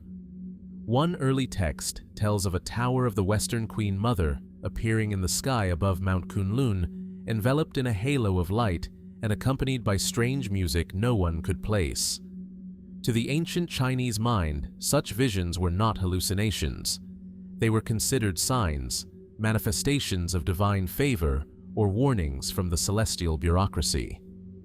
Emperors sent envoys to sacred mountains where these towers were said to appear, hoping to receive wisdom, or perhaps to glimpse the mysteries of immortality. Taoist alchemists, in particular, were fascinated by these floating edifices. They spoke of palaces in the void, accessible not by climbing, but through spiritual elevation. In their view, the towers were real, but not in the physical sense. They existed on higher planes of vibration, visible only to those who had shed worldly attachments and achieved inner harmony. Yet not all accounts were visionary or symbolic. Some chroniclers insisted that entire villages had witnessed radiant towers in the sky. They described structures drifting across the horizon, occasionally descending toward the earth before rising again, always silent, always elusive. What were they seeing? Mainstream historians interpret these stories as allegories, representations of the Taoist path, or dramatizations of spiritual insight. Others suggest that such sightings could have been caused by rare atmospheric phenomena, superior mirages, or fata morgana illusions, which can distort and elevate distant objects into eerie floating shapes. In rare cases, a city or mountain viewed from far away can appear inverted or magnified in the sky, hovering like a phantom over the land. But atmospheric optics alone may not account for the consistency and frequency of these tales across time and region. In the classic of mountains and seas, Shanhai Jing, ancient geography blends seamlessly with the supernatural. There, descriptions of floating palaces and aerial temples are framed not as visions, but as cartographic facts. The Western Paradise, ruled by Zhiwangmu, the Queen Mother of the West, is described as a land with ascending towers that never cast a shadow, visited by cranes and phoenixes. Are these simply metaphors for the divine, or do they preserve memories of something else? Some fringe researchers propose a more radical theory, that these legends may be distant echoes of a forgotten technology. If, at some point in the ancient past, a highly advanced culture had existed, perhaps predating recorded Chinese history, could these floating towers have been real? Could they have been aerial platforms or energy constructs seen by later generations who lacked the words to describe what they had witnessed?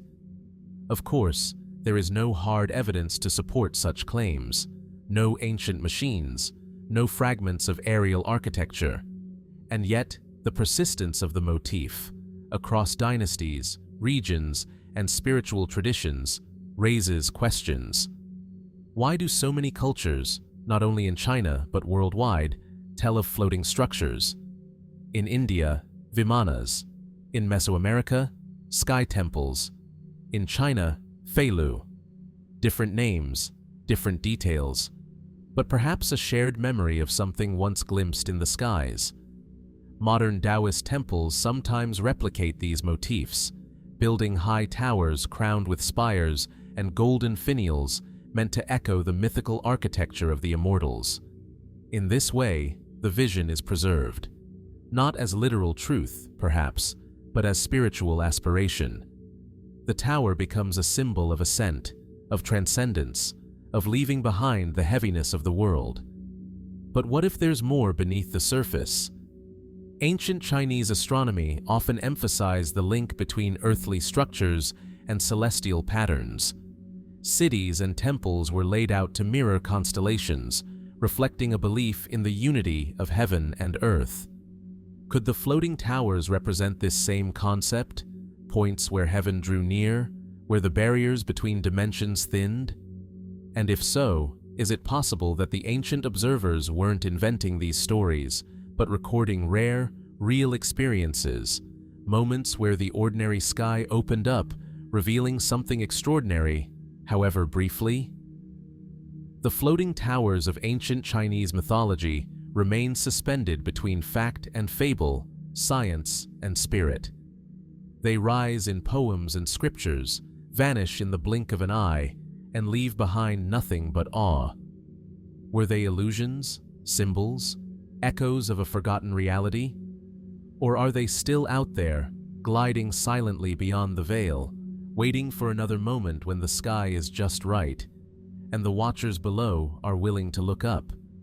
As the mist of myth begins to part and the first traces of written Chinese history emerge, one name lingers in a space between legend and reality: the Xia dynasty. Often described as China's first dynasty, it occupies a peculiar place in the nation's memory, venerated in ancient texts, yet elusive in the archaeological record.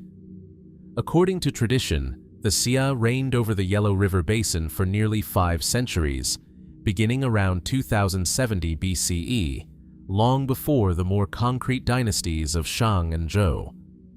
But what remains puzzling is this: for a dynasty so crucial in China's foundational narrative, no definitive evidence of its existence has ever been found. Or has it? The story begins with ancient chronicles. In the Jiuding, the Book of Documents, and the Bamboo Annals, the Xia are described as descendants of the Great Yu the Great, the legendary engineer king who tamed the catastrophic floods of the Yellow River. His reward was kingship and the establishment of a hereditary rule, thus beginning the Xia line. These records speak of a succession of 17 rulers, of noble acts and divine punishments, of decline into corruption, and of eventual conquest by the rising Shang. But for centuries, these stories were seen as largely mythical, passed down through oral tradition and recorded only centuries after the supposed fall of the dynasty. The earliest surviving Chinese texts, including oracle bones from the Shang era, make no mention of the Xia. For a long time, the Xia were treated not as a historical fact, but as a symbolic origin, a moral tale to explain the transfer of the mandate of heaven from one line of kings to another. That changed in the 20th century, when archaeologists began to uncover traces of a Bronze Age culture beneath the layers associated with the Shang. Near the modern-day city of Yanxi, in Henan province, they found the remains of what would come to be called the Erlitou culture. Spanning roughly from 1900 to 1500 BCE, the Erlitou site revealed palatial complexes, ceremonial platforms, sophisticated bronze work, and evidence of centralized administration. Roads, drainage systems, and signs of social stratification all pointed to an advanced and organized society, one predating the known rise of the Shang. Many scholars now propose that the Erlitou culture could be the archaeological footprint of the Xia dynasty. But even here, the debate continues. The Erlitou culture matches the time frame and geography described in the ancient texts, yet nowhere at the site is the name Xia found. No inscriptions, no royal seals, no direct link between the myths and the material remains. Are we looking at the remains of a lost dynasty, or at an entirely different civilization later woven into the national myth? And if the Xia were real, why did they vanish so completely? Some historians argue that the Xia's disappearance was gradual, the result of cultural absorption, political conquest, and the erasure of oral histories by victorious successors. Others suggest the Xia were never a dynasty in the traditional sense, but a confederation of clans, later elevated into a royal line by the Zhou dynasty to legitimize their own rule. But more speculative theories persist. Some propose that the Xia may have represented a lineage of knowledge keepers, masters of early hydraulic engineering, astronomy, and ritual, who passed their understanding through temples and hidden schools, rather than through palaces or stone monuments. When the Shang rose to power, they may have displaced these traditions, reworking the Xia legacy into legend to both honor and obscure what came before. Others point to sudden climatic events, great floods, droughts, or even celestial phenomena that could have shattered the social and agricultural systems of early dynastic rule. In the ancient stories, the Xia decline is marked by strange omens, lost virtues, and environmental instability. Are these merely moral allegories or memories of real catastrophes? More fringe interpretations suggest that the Xia were protectors of a forgotten form of knowledge, perhaps even of a lost technology, philosophical system, or cosmological code, and that their disappearance was no accident. In this view, their erasure may have been deliberate, an intentional burying of something powerful, preserved only in myth. Today, China recognizes the Xia dynasty in its official history. Museums dedicate exhibits to it. Textbooks recount the lineage. And yet, deep down, the question remains unresolved. There is no royal tomb definitively linked to a Xia king, no undisputed record bearing the name, no single object to bridge the space between archaeology and tradition. And so, the Xia remains suspended, between the written word and the buried earth, between memory and silence. Were they the first to lay the foundations of Chinese civilization, or the first to be mythologized by those who followed? And if their legacy has survived only in fragments of story and shards of bronze, what else lies buried beneath the Yellow River silt, waiting to speak across the millennia? Perhaps the Xia dynasty is not a question of fact or fiction, but a mirror reflecting our desire to understand where history ends and where something deeper begins. In a quiet chamber, deep within the walled confines of a Taoist monastery, a fire once flickered beneath a bronze crucible.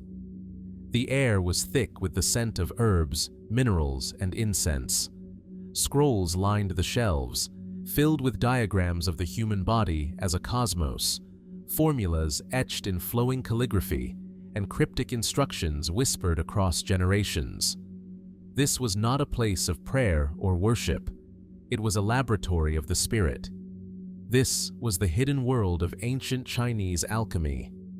To the untrained eye, Chinese alchemy may appear simply as a search for immortality, an obsession with elixirs and potions, with turning base metals into gold and achieving eternal life. And indeed, that desire does pulse through its long and tangled history.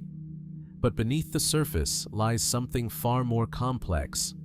Chinese alchemy, or Dan Dao, the way of the elixir, was not merely a pursuit of physical transformation. It was a path toward harmony with the universe, a system where matter and spirit intertwined, and where every element, every reaction, mirrored a truth about existence itself. The earliest known alchemical texts date back over 2,000 years, reaching their first true flourishing during the Han Dynasty. These writings speak of cinnabar, mercury, lead, and jade, not only as substances, but as manifestations of cosmic forces. The alchemist's task was not simply to combine or purify them, but to understand their roles in the broader order of nature, the Tao. Furnaces were built according to geomantic principles. Ingredients were gathered according to planetary alignments. The timing of a reaction could be as important as the materials themselves. This was not chemistry as we understand it today. It was a sacred act. And yet, many of the results were very real, and sometimes dangerously so. Historical records describe emperors ingesting concoctions of mercury and arsenic, believing them to be elixirs of immortality. Ironically, some died not from age, but from these very potions. Did they misunderstand the texts, or were they seeking something that was never meant to be taken literally? Within Taoist philosophy, alchemy took two main forms: Huang, the external alchemy of pills, metals, and furnaces, and Niden, the internal alchemy of breath, meditation, and the cultivation of inner energy, or Qi. The more symbolic and spiritual Niden would become dominant over time, teaching that the true elixir of life was not a substance to be swallowed, but a process of self-transformation, a refinement of the body, mind, and spirit into something timeless. But the boundary between inner and outer alchemy was never so clearly drawn. Some ancient texts describe elaborate visualizations of internal organs transforming into elements, of golden light rising through energy channels, of the immortal embryo forming in the center of the body like a cosmic seed. Other passages detail intricate chemical recipes, often encoded in metaphor, that mirror these inner processes. Were these metaphors meant to guide meditative states, or did they encode actual physical practices, carefully disguised to avoid misuse? Modern scholars continue to debate the true intentions behind these works. Some interpret them as early medical texts, hidden in layers of allegory. Others see them as philosophical systems, a bridge between science and mysticism.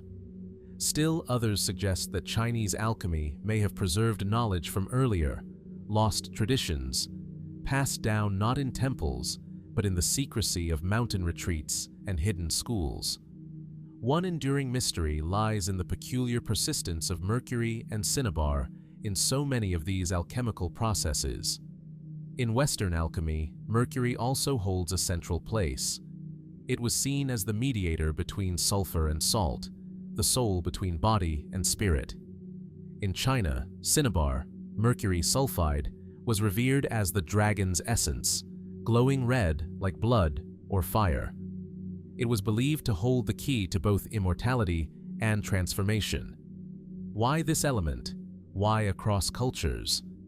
Could it be that ancient alchemists, through trial and observation, recognized a unique property in mercury, something not merely toxic or transmutable, but catalytic, both chemically and spiritually?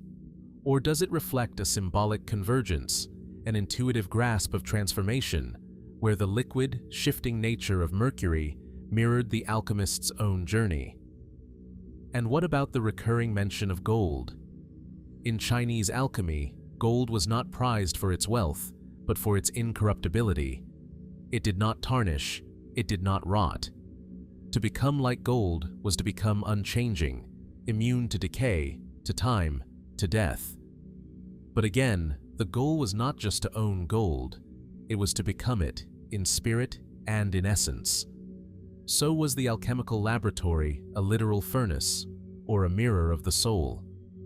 As with so many ancient mysteries, we are left with fragments, manuscripts half decayed, ingredients misidentified, riddles left unsolved, and yet the language of transformation endures.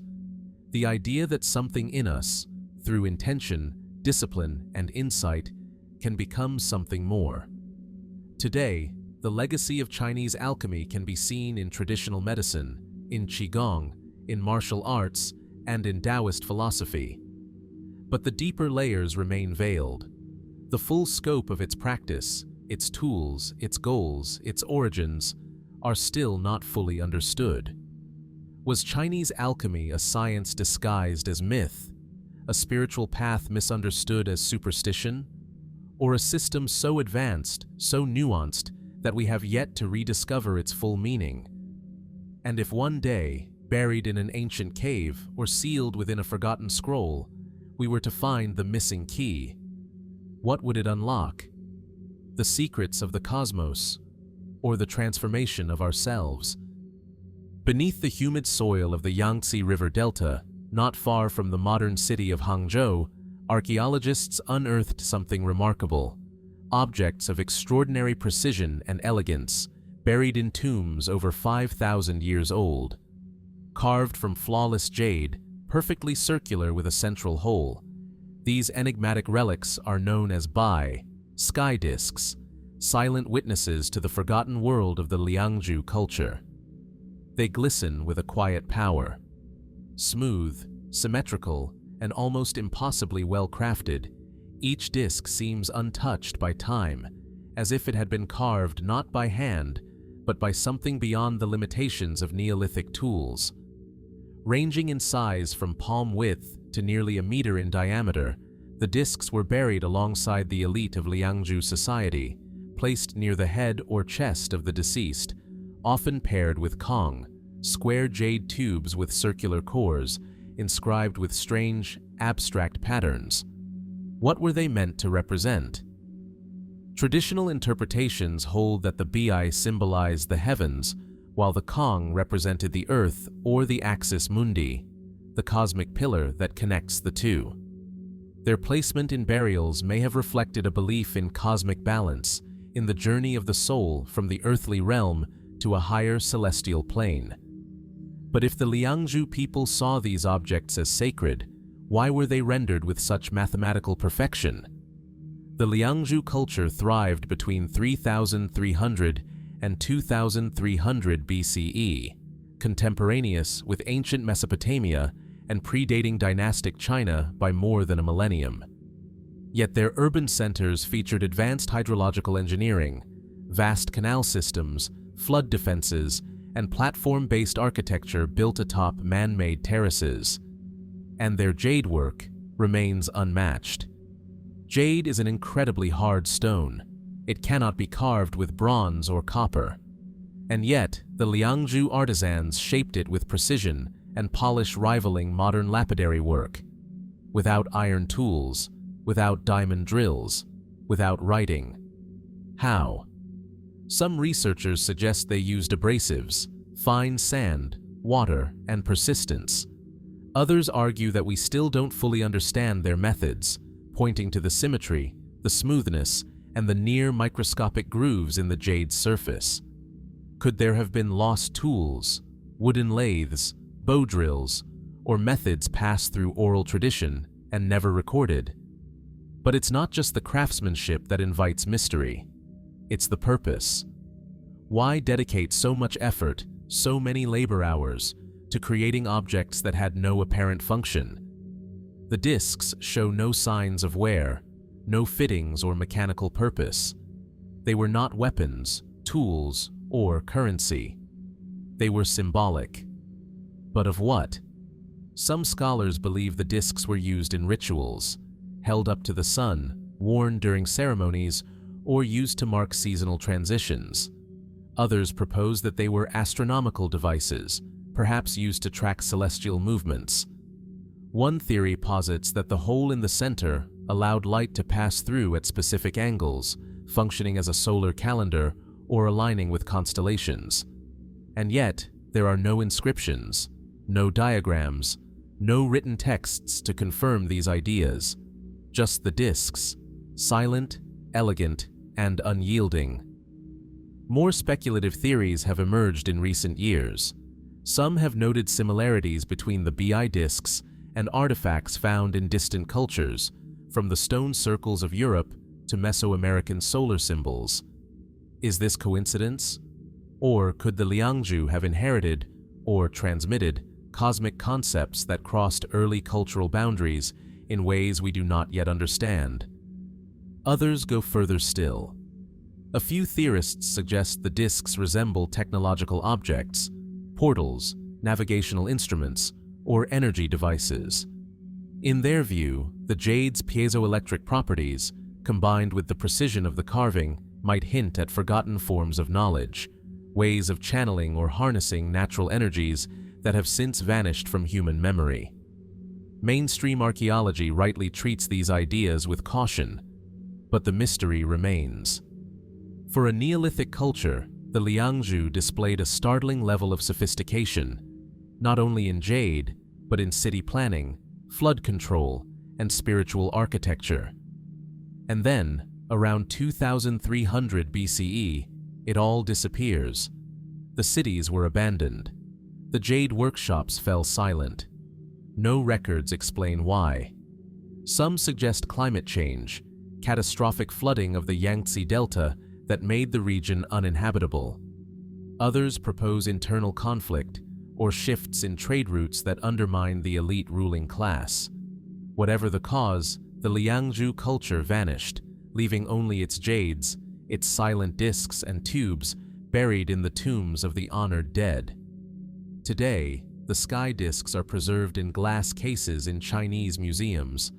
Lit from above, they glow with an almost otherworldly light. Visitors gaze into their centers and see reflections of themselves, of the past, of something they can't quite name. What did the Liangzhu know that we have forgotten? Were the discs symbols of faith, tools of science, or fragments of a language no longer spoken? And as we stare through the center of each perfect circle, are we looking into the heavens, or into the heart of a mystery that still waits patiently, 5,000 years later, to be understood?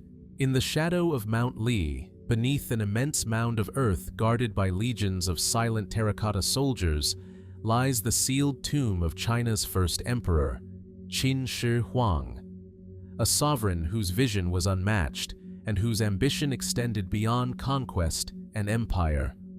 More than unification, more than power, what he truly sought was something far more elusive, something no ruler before him had ever achieved: immortality. Among the many legends that swirl around the Qin emperor, few are as compelling or as tragic as his obsession with the elixir of life. Throughout his reign, Huang invested vast resources in the search for a substance that would grant him eternal youth. He consulted shamans, alchemists, and mystics. He sent expeditions across land and sea. He constructed vast underground palaces. And always, he hunted for the formula that would allow him to defy death itself. But was this merely a product of fear? Or did the emperor believe he was destined to transcend mortality? The historical records tell a fascinating story. According to records of the grand historian, Shiji, the emperor dispatched envoys to the eastern seas in search of Penglai, the mythical island of the Immortals. Among them was the famed alchemist Shu Fu, who sailed with ships laden with young men and women, artisans, and offerings. He was never seen again. Some say he found the island and stayed. Others suggest he reached the shores of Japan, establishing legends of his own. But Huang did not wait idly. At court, Taoist alchemists worked tirelessly to craft elixirs that promised to extend life, purify the body, and open gateways to the divine. Many of these potions contained mercury, cinnabar, arsenic, and rare minerals, all considered sacred substances capable of transformation. Mercury, in particular, was thought to hold the essence of fluidity and change, a perfect symbol for eternal life. Ironically, it may have also been the very substance that killed him. Modern historians and toxicologists have long speculated that the emperor's health declined rapidly due to mercury poisoning, a tragic consequence of ingesting his own elixirs. Symptoms consistent with mercury exposure, paranoia, tremors, and eventual collapse, are all noted in ancient accounts of his final days. The very substance he believed would grant him immortality may have hastened his death. And yet, there is more to the story. When his tomb was first described by the Han historian Sima Qian, the account included rivers of flowing mercury said to mimic the great waterways of China.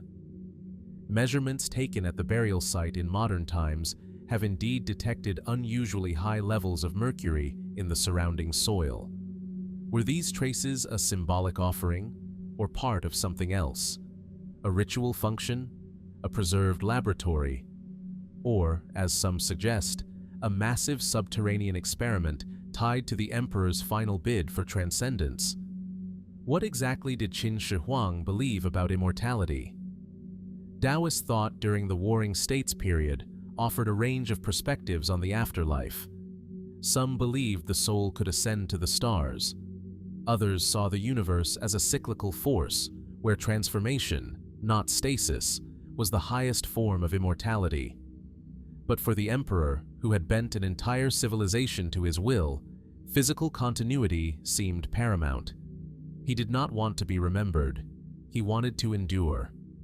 It's easy to frame his pursuit as hubris, yet it mirrors a longing found across cultures and eras, the desire to cheat death, to linger in the world we know. And while many emperors built monuments, Qin Shi Huang built a tomb that was not merely a resting place, but a concealed cosmos, a replica of the world sealed in darkness, hidden from time. Did he believe that his body, preserved in such conditions, might one day reawaken? Was the tomb a chrysalis, not a coffin? Some have speculated that the emperor's efforts went beyond potions. There are cryptic references in ancient texts to other methods, breathing exercises, secret rituals, strange meditative states that could preserve life force. Were these practices metaphors for spiritual awakening? Or were they parts of a fragmented, now lost system that blurred the line between alchemy and medicine, between death and dreaming? There is even a theory, rare yet persistent, that Qin Shi Huang's greatest secret was never buried at all, that his body, or his knowledge, was removed before the tomb was sealed, hidden, protected, waiting. Of course, these ideas remain speculative. No one has entered the central chamber of the tomb. Fearing damage to the delicate contents within, Chinese authorities have opted to preserve it as it is. The rivers of mercury, the layout of stars on the ceiling, the mechanisms designed to prevent intruders, none have been directly confirmed, but neither have they been disproved. What, then, was the true nature of Qin Shi Huang's search? Was it a desperate attempt to conquer the final frontier? Or the calculated work of a ruler who believed that death could be managed like territory? As the centuries pass, his sealed mausoleum remains one of the greatest untouched archaeological sites in the world. The answers may lie beneath the soil, or they may never surface at all. And so, we are left with a question that lingers like vapor on the breath. Did Qin Shi Huang truly believe he could live forever? Or did he, in the end, achieve a different kind of immortality? One buried not in time, but in mystery? In the humid soil of Chengdu's western outskirts, construction workers digging in 2001 struck something unusual, something ancient. What emerged from the ground was not part of the modern city, but the remnants of a forgotten one. Ceremonial altars, gold masks, ivory tusks, and jade artifacts, preserved for over 3,000 years. This was the Jinsha site, once hidden, now one of the most important archaeological discoveries of early Chinese civilization. But among its many wonders, none are more haunting than the markings, enigmatic symbols etched onto objects whose meanings we still do not fully understand. The Jinsha culture, believed to have flourished around 1200 BCE, is thought to be a continuation or sister civilization of the Sanxingdui culture, known for its surreal bronze masks and alien-like sculptures. But while the visual power of Jinsha's relics is undeniable, it is the presence of strange, undeciphered symbols on certain artifacts, symbols that seem almost like a forgotten script, that adds a layer of mystery that scholars have yet to penetrate. On pieces of ivory, on pottery shards, and carved into jade plaques, these markings appear, delicate lines, dots, and geometric shapes that do not match any known system of Chinese writing. They are not purely decorative. They follow patterns. They repeat. They vary slightly from one object to the next, just enough to suggest intention, perhaps syntax. But if this is writing, what language does it record? Unlike the oracle bone script of the Shang dynasty, which evolved into recognizable Chinese characters, the symbols found at Jinsha appear entirely independent. They are not simply early Chinese, nor are they easily traced to later systems. Some symbols resemble pictographs, others abstract glyphs. Were they meant to be read? Or were they sacred markings, ritual signs passed from generation to generation, never committed to full linguistic form? One theory posits that these were proto-writing systems, mnemonic devices used by priests or shamans to preserve oral histories or spiritual codes. Another suggests they were cosmological symbols, encoding information about the stars, seasons, or spiritual hierarchies. After all, the Jinsha site itself seems arranged with ceremonial purpose. Altars aligned with the solstices, storage pits filled with offerings, and a central layout that implies ritual significance. Could these markings, then, be more than language? Could they represent a kind of spiritual grammar, a set of visual incantations meant not for communication between people, but between people and the divine? Adding to the mystery is the golden sunbird, perhaps the most iconic artifact of Jinsha, a thin, perfectly symmetrical gold foil disc, only 0.02 centimeters thick, etched with a 4-part swirling motif and 4 birds in flight around a central hole. It has been interpreted as a solar symbol, perhaps linked to the worship of heavenly bodies. And while the disc itself bears no script, it shares an aesthetic sensibility with other inscribed objects at the site, suggesting that both were part of a coherent belief system, one we no longer understand. Some researchers have drawn comparisons between the Jinsha markings and symbols from other early cultures, Neolithic signs from the Liangzhu culture, the undeciphered script of the Indus Valley, or even early Mesoamerican glyphs. Are these similarities real, or merely the human tendency to find patterns in the unknown? Others point to a more speculative idea, that these symbols are not simply a local invention, but remnants of a broader, older system of thought, one that predates recorded history and may have been dispersed across ancient civilizations before vanishing beneath waves, jungles, and time. What supports this notion is not just the markings themselves, but the context in which they were found. The Jinsha site, like Sanxingdui before it, appears to have been suddenly abandoned. Around 1000 BCE, the entire settlement vanished from the archaeological record. No signs of war, no gradual decline, just silence. Some attribute the collapse to environmental disaster, massive floods or earthquakes, but others wonder if there was more.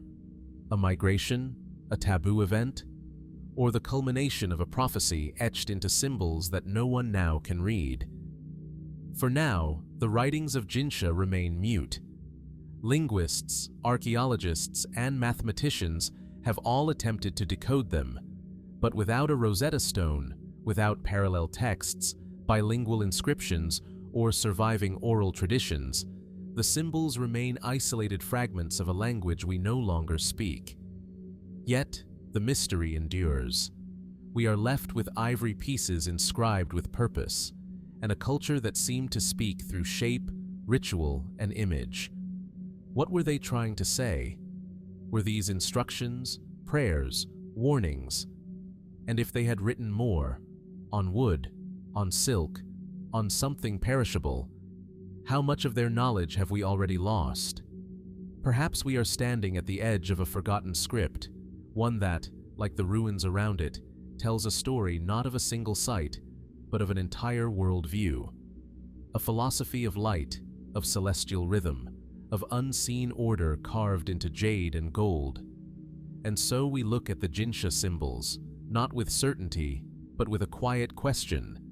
Is this the writing of a lost language, or the last whisper of a world that spoke to the sky and waited for an answer we are only now beginning to hear?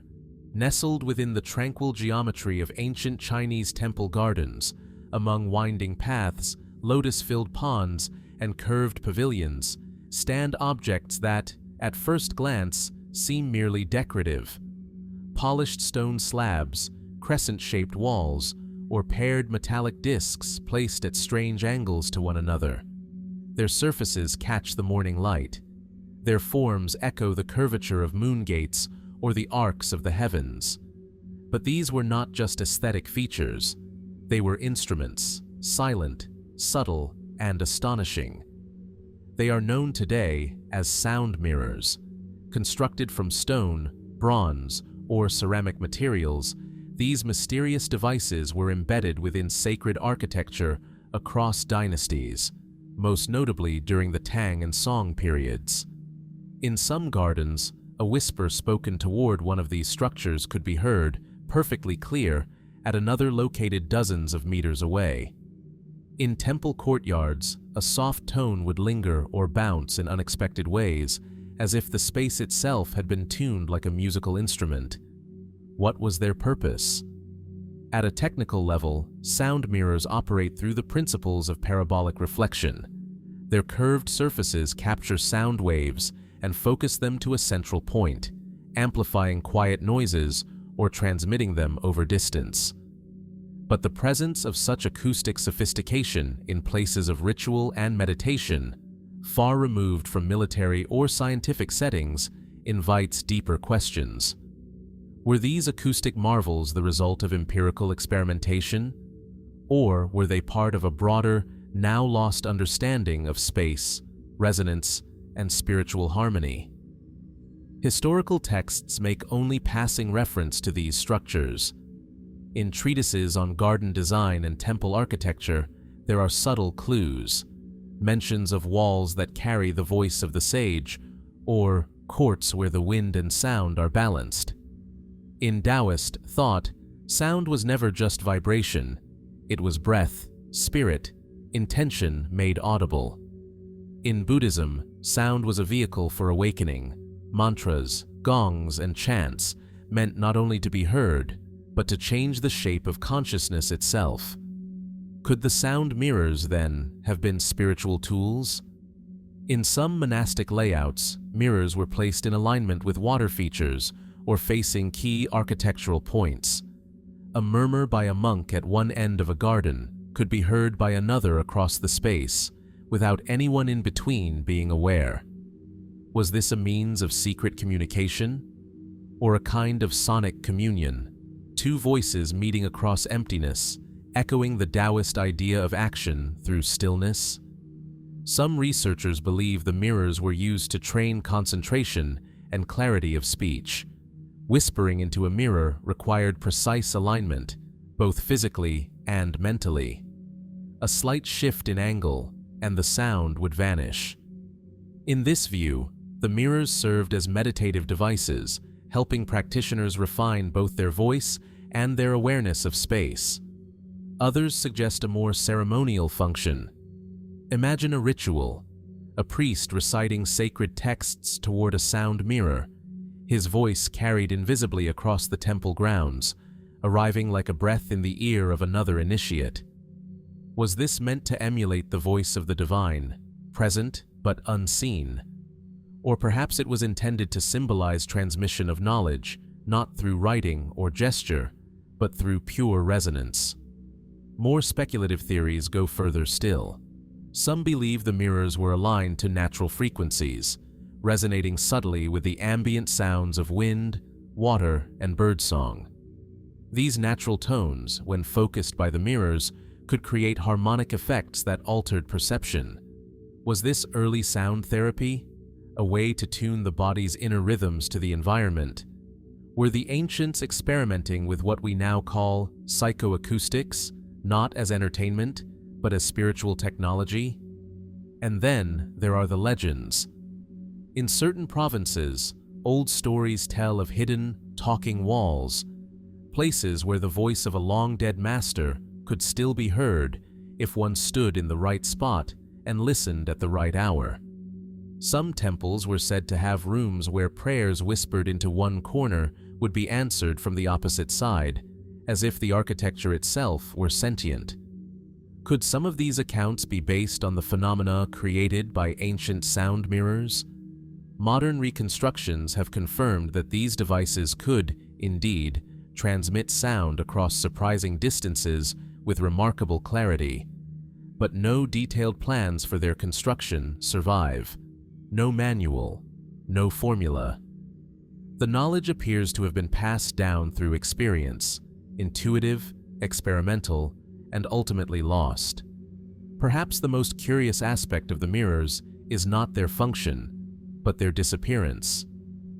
Why did these devices, which clearly served some purpose, fade from use? Were they abandoned because their true meaning was forgotten, or because they no longer fit the changing philosophies of later dynasties? Did their subtle power become a threat in more rigid, hierarchical societies? Or were they meant to be temporary all along, tools for a world attuned to silence, stillness, and the music of the unseen? Today, a few ancient sound mirrors remain, restored, preserved, but largely unrecognized for what they once were. Tourists pass them without noticing. Yet, when someone stands in the right spot and speaks barely above a whisper, the words travel as if carried by invisible threads. We are left to wonder, were these simply architectural curiosities, or part of a sophisticated system of sound and space, now mostly forgotten? And if we could truly hear the way the ancients heard, what messages might still echo, quietly, across the gardens of time? At the edge of memory, where myth and history blur into a single current, there is a story whispered through jade scrolls, temple walls, and the soft rustling of ancient river reeds. It is the tale of Nuwa, the half-goddess, half-serpent mother of humankind, and her battle against the chaos of a world undone by water. In the crumbling corners of China's oldest mythologies, hers is a name both revered and veiled, and the flood she is said to have quelled may not be just a myth at all. The legend begins with a rupture, not just of land, but of order. The heavens cracked, the axis of the world shifted, mountains collapsed, rivers spilled from their beds and swept across the earth. According to the ancient text, Huainanzi, the blue sky split apart, unleashing storms and fire.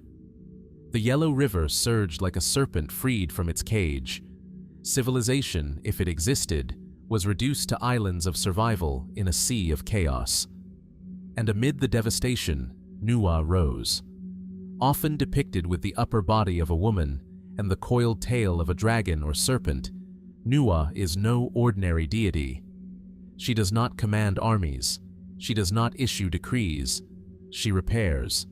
She kneels by the shattered sky, melting 5 colored stones into a radiant paste, and patches the celestial dome with her hands. Then she slays a great turtle, using its legs to prop up the corners of the world, restoring balance where once there had only been collapse. It is a beautiful story, symbolic, poetic, timeless. But what if it holds fragments of truth? In recent decades, archaeologists and geologists have unearthed evidence of massive prehistoric flooding in the Yellow River Basin. Sediment layers tell of water rising with unimaginable force, reshaping landscapes, burying early settlements beneath thick layers of silt. One particularly significant find came in 2016, when a team of scientists identified signs of a massive flood around 1920 BCE near the site of Jishi Gorge. The force of the water would have destroyed everything in its path. Was this the Great Flood of Chinese memory? Traditional historiography tells us of another flood, more linear, less cosmic. The flood tamed by Yu the Great, founder of the Xia dynasty. In this version, passed down through Shiji and later Confucian texts, the flood is not ended by divine repair, but by human engineering. Yu dredges rivers, channels water, and earns his mandate through labor, not legend. But these two narratives, Nuwa's divine repair and Yu's technical triumph, are not necessarily contradictory. Some scholars believe they represent layers of a much older oral tradition, with Nuwa embodying the primal forces of restoration, and Yu symbolizing the social order that followed. What then is being remembered? A myth of origin? A natural disaster elevated to mythic scale? Or something else? The figure of Nuwa complicates the picture. Her serpentine body links her to a global archetype, the dragon goddess, the sky serpent, the creator from the deep. Similar beings appear in Sumerian, Mesoamerican, and South Asian traditions, always linked to floods, to creation, to repair. Is this coincidence, or the residue of a shared prehistoric experience? Some fringe theorists propose a forbidden history, a civilization before the dynasties, one advanced in ways we do not yet comprehend. They point to megalithic remnants in remote parts of China, to ancient astronomical alignments in early stone circles, and to mysterious artifacts that do not fit established timelines. Could Nuwa's legend be a compressed memory of this forgotten age, a memory of a cataclysm that erased nearly everything, but left behind the story of one who tried to hold the sky together? Others take a more esoteric view. In Taoist and early alchemical texts, Nuwa is sometimes linked to the balance of yin and yang, the fusion of elements, the alchemical marriage of heaven and earth. The 5 colored stones she uses to repair the sky may not be literal minerals, but symbolic representations of the wuxing, the 5 phases: wood, fire, earth, metal, and water. Was the act of mending the sky a metaphor for restoring cosmic harmony after a devastating age of imbalance? And what of the silence that surrounds her? Unlike other foundational myths, those of Pangu, Fuxi, or Yu, Nuwa's story was, for centuries, sidelined. Her name appears in early Taoist texts and mythical genealogies, but rarely in official dynastic records. Was her role minimized because of her gender, or because her story conflicted with the orderly succession of rulers that Confucian scholars sought to preserve? Even now, excavations at sites like Sanxingdui and Jinsha, far from the central plains of Chinese civilization, reveal iconography that echoes Nuwa's form: serpentine beings with wide eyes and ornate headdresses, figures whose meaning remains undeciphered. Are these depictions of Nuwa, origin of another, older being from which she later emerged? Whatever the truth, the myth of Nuwa continues to pulse beneath the surface of China's ancient memory. Half history, half cosmic dream. Was she a goddess? A priestess queen from a vanished civilization? A personified force of nature, remembered through stone and story? And if we could walk the floodplains where the rivers once rose, if we could listen to the soil where the sky once cracked, what forgotten truths might still be echoing? Beneath the waters, beneath the myths, waiting to be uncovered. Somewhere in the stillness of an ancient study, a scholar sits beside a candle's flicker, arranging slender stalks of yarrow on a silk mat. A silence falls as he contemplates a series of broken and unbroken lines, 6 in total, stacked into a quiet tower. To the untrained eye, it might look like a pattern without meaning. But for those initiated into its logic, this symbol, this hexagram, opens a doorway into something deeper. The I Ching, the Book of Changes, one of the oldest and most enigmatic texts in human history. The I Ching has served as oracle, philosophy, and cosmology for over 3,000 years. Its wisdom has guided emperors and poets, monks, and strategists. And yet, for all its influence, the I Ching remains wrapped in mystery. What is it, really? A tool for divination? A philosophical framework? Or something more profound, perhaps even a coded transmission of ancient knowledge? At its surface, the I Ching is a book of symbols, 64 hexagrams made from combinations of solid and broken lines, each accompanied by a cryptic passage of text. The lines represent yin and yang, the primal duality of Chinese cosmology, dark and light, passive and active, feminine and masculine, earth and heaven. The hexagrams are read as snapshots of transformation, moments caught in the endless dance of change that shapes all things. But this is only the beginning. According to tradition, the origins of the I Ching stretch back to the legendary Fu Shi, a mythical ruler said to have lived in a time before the earliest recorded dynasties. He is credited with discovering the trigrams, three-line figures that later became the building blocks of the full hexagrams. Some legends say he derived these patterns from observing the markings on the shell of a turtle or the veins of a dragon horse that emerged from the Yellow River. What knowledge could be hidden in such symbols? Later generations, including King Wen of Zhou and Confucius himself, expanded and annotated the text. They added layers of interpretation, commentary, and moral guidance. But the hexagrams themselves remained constant, as if they were older than language, older than history. The structure of the I Ching is mathematical.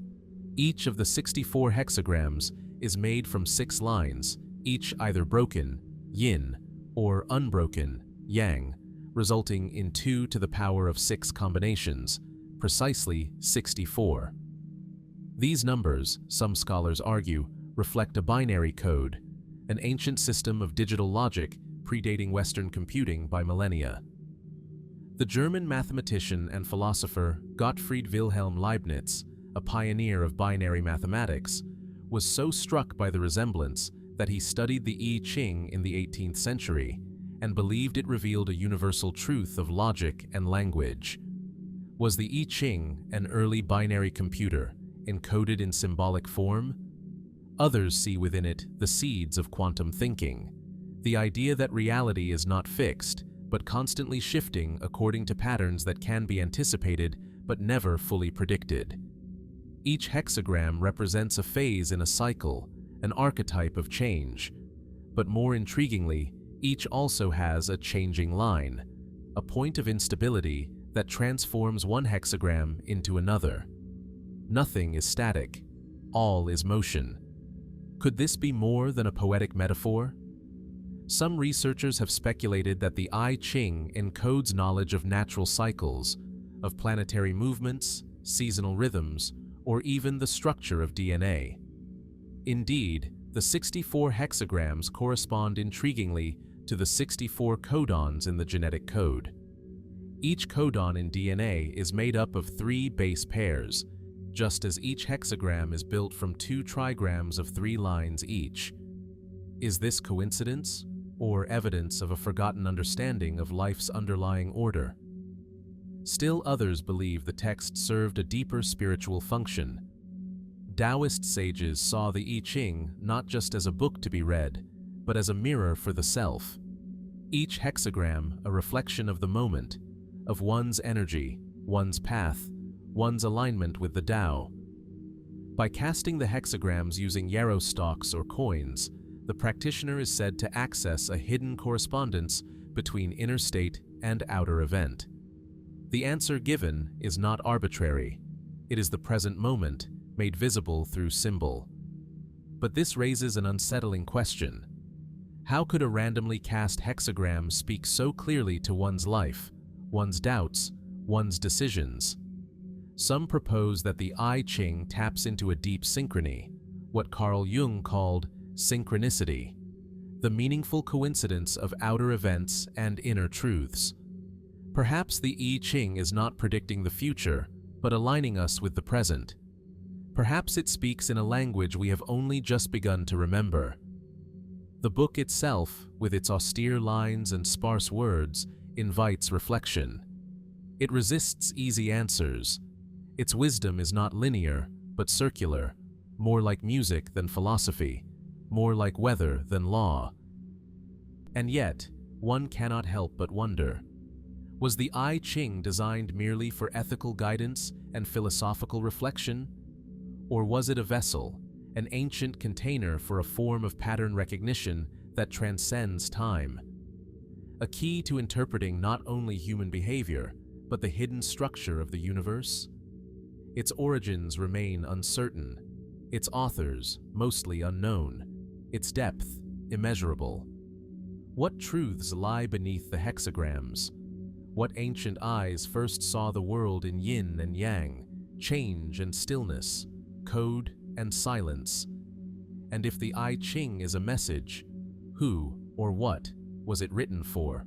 In the quiet alcoves of ancient temples and the faded pages of bamboo scrolls, 12 animals form a circle, eternally chasing one another through time. Rat, ox, tiger, rabbit, dragon, snake, horse, goat, monkey, rooster, dog, pig.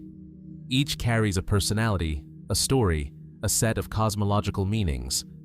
Together, they make up the Chinese zodiac, Shengxiao, a system of timekeeping and identity that has shaped calendars, rituals, and destinies for over 2 millennia.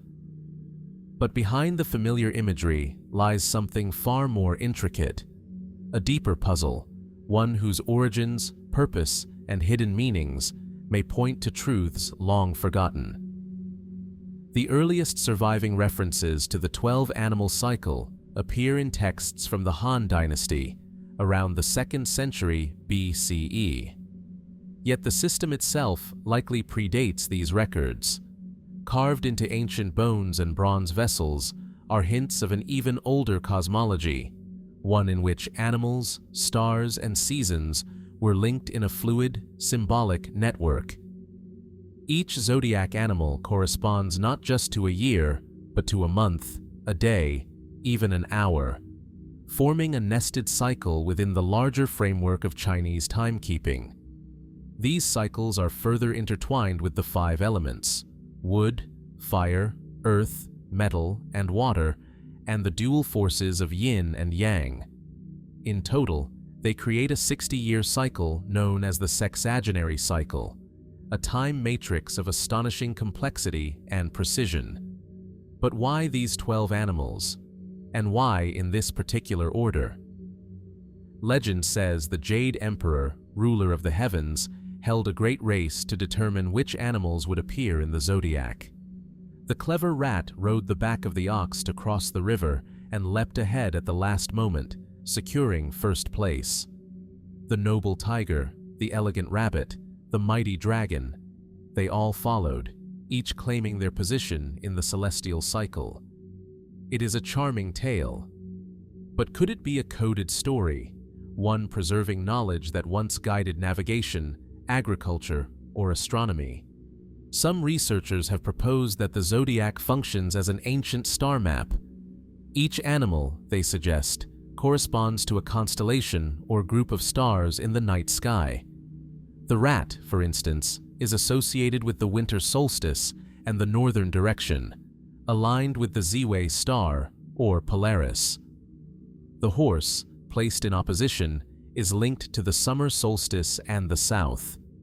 In this way, the entire zodiac may represent not a race on Earth, but the movement of celestial bodies above.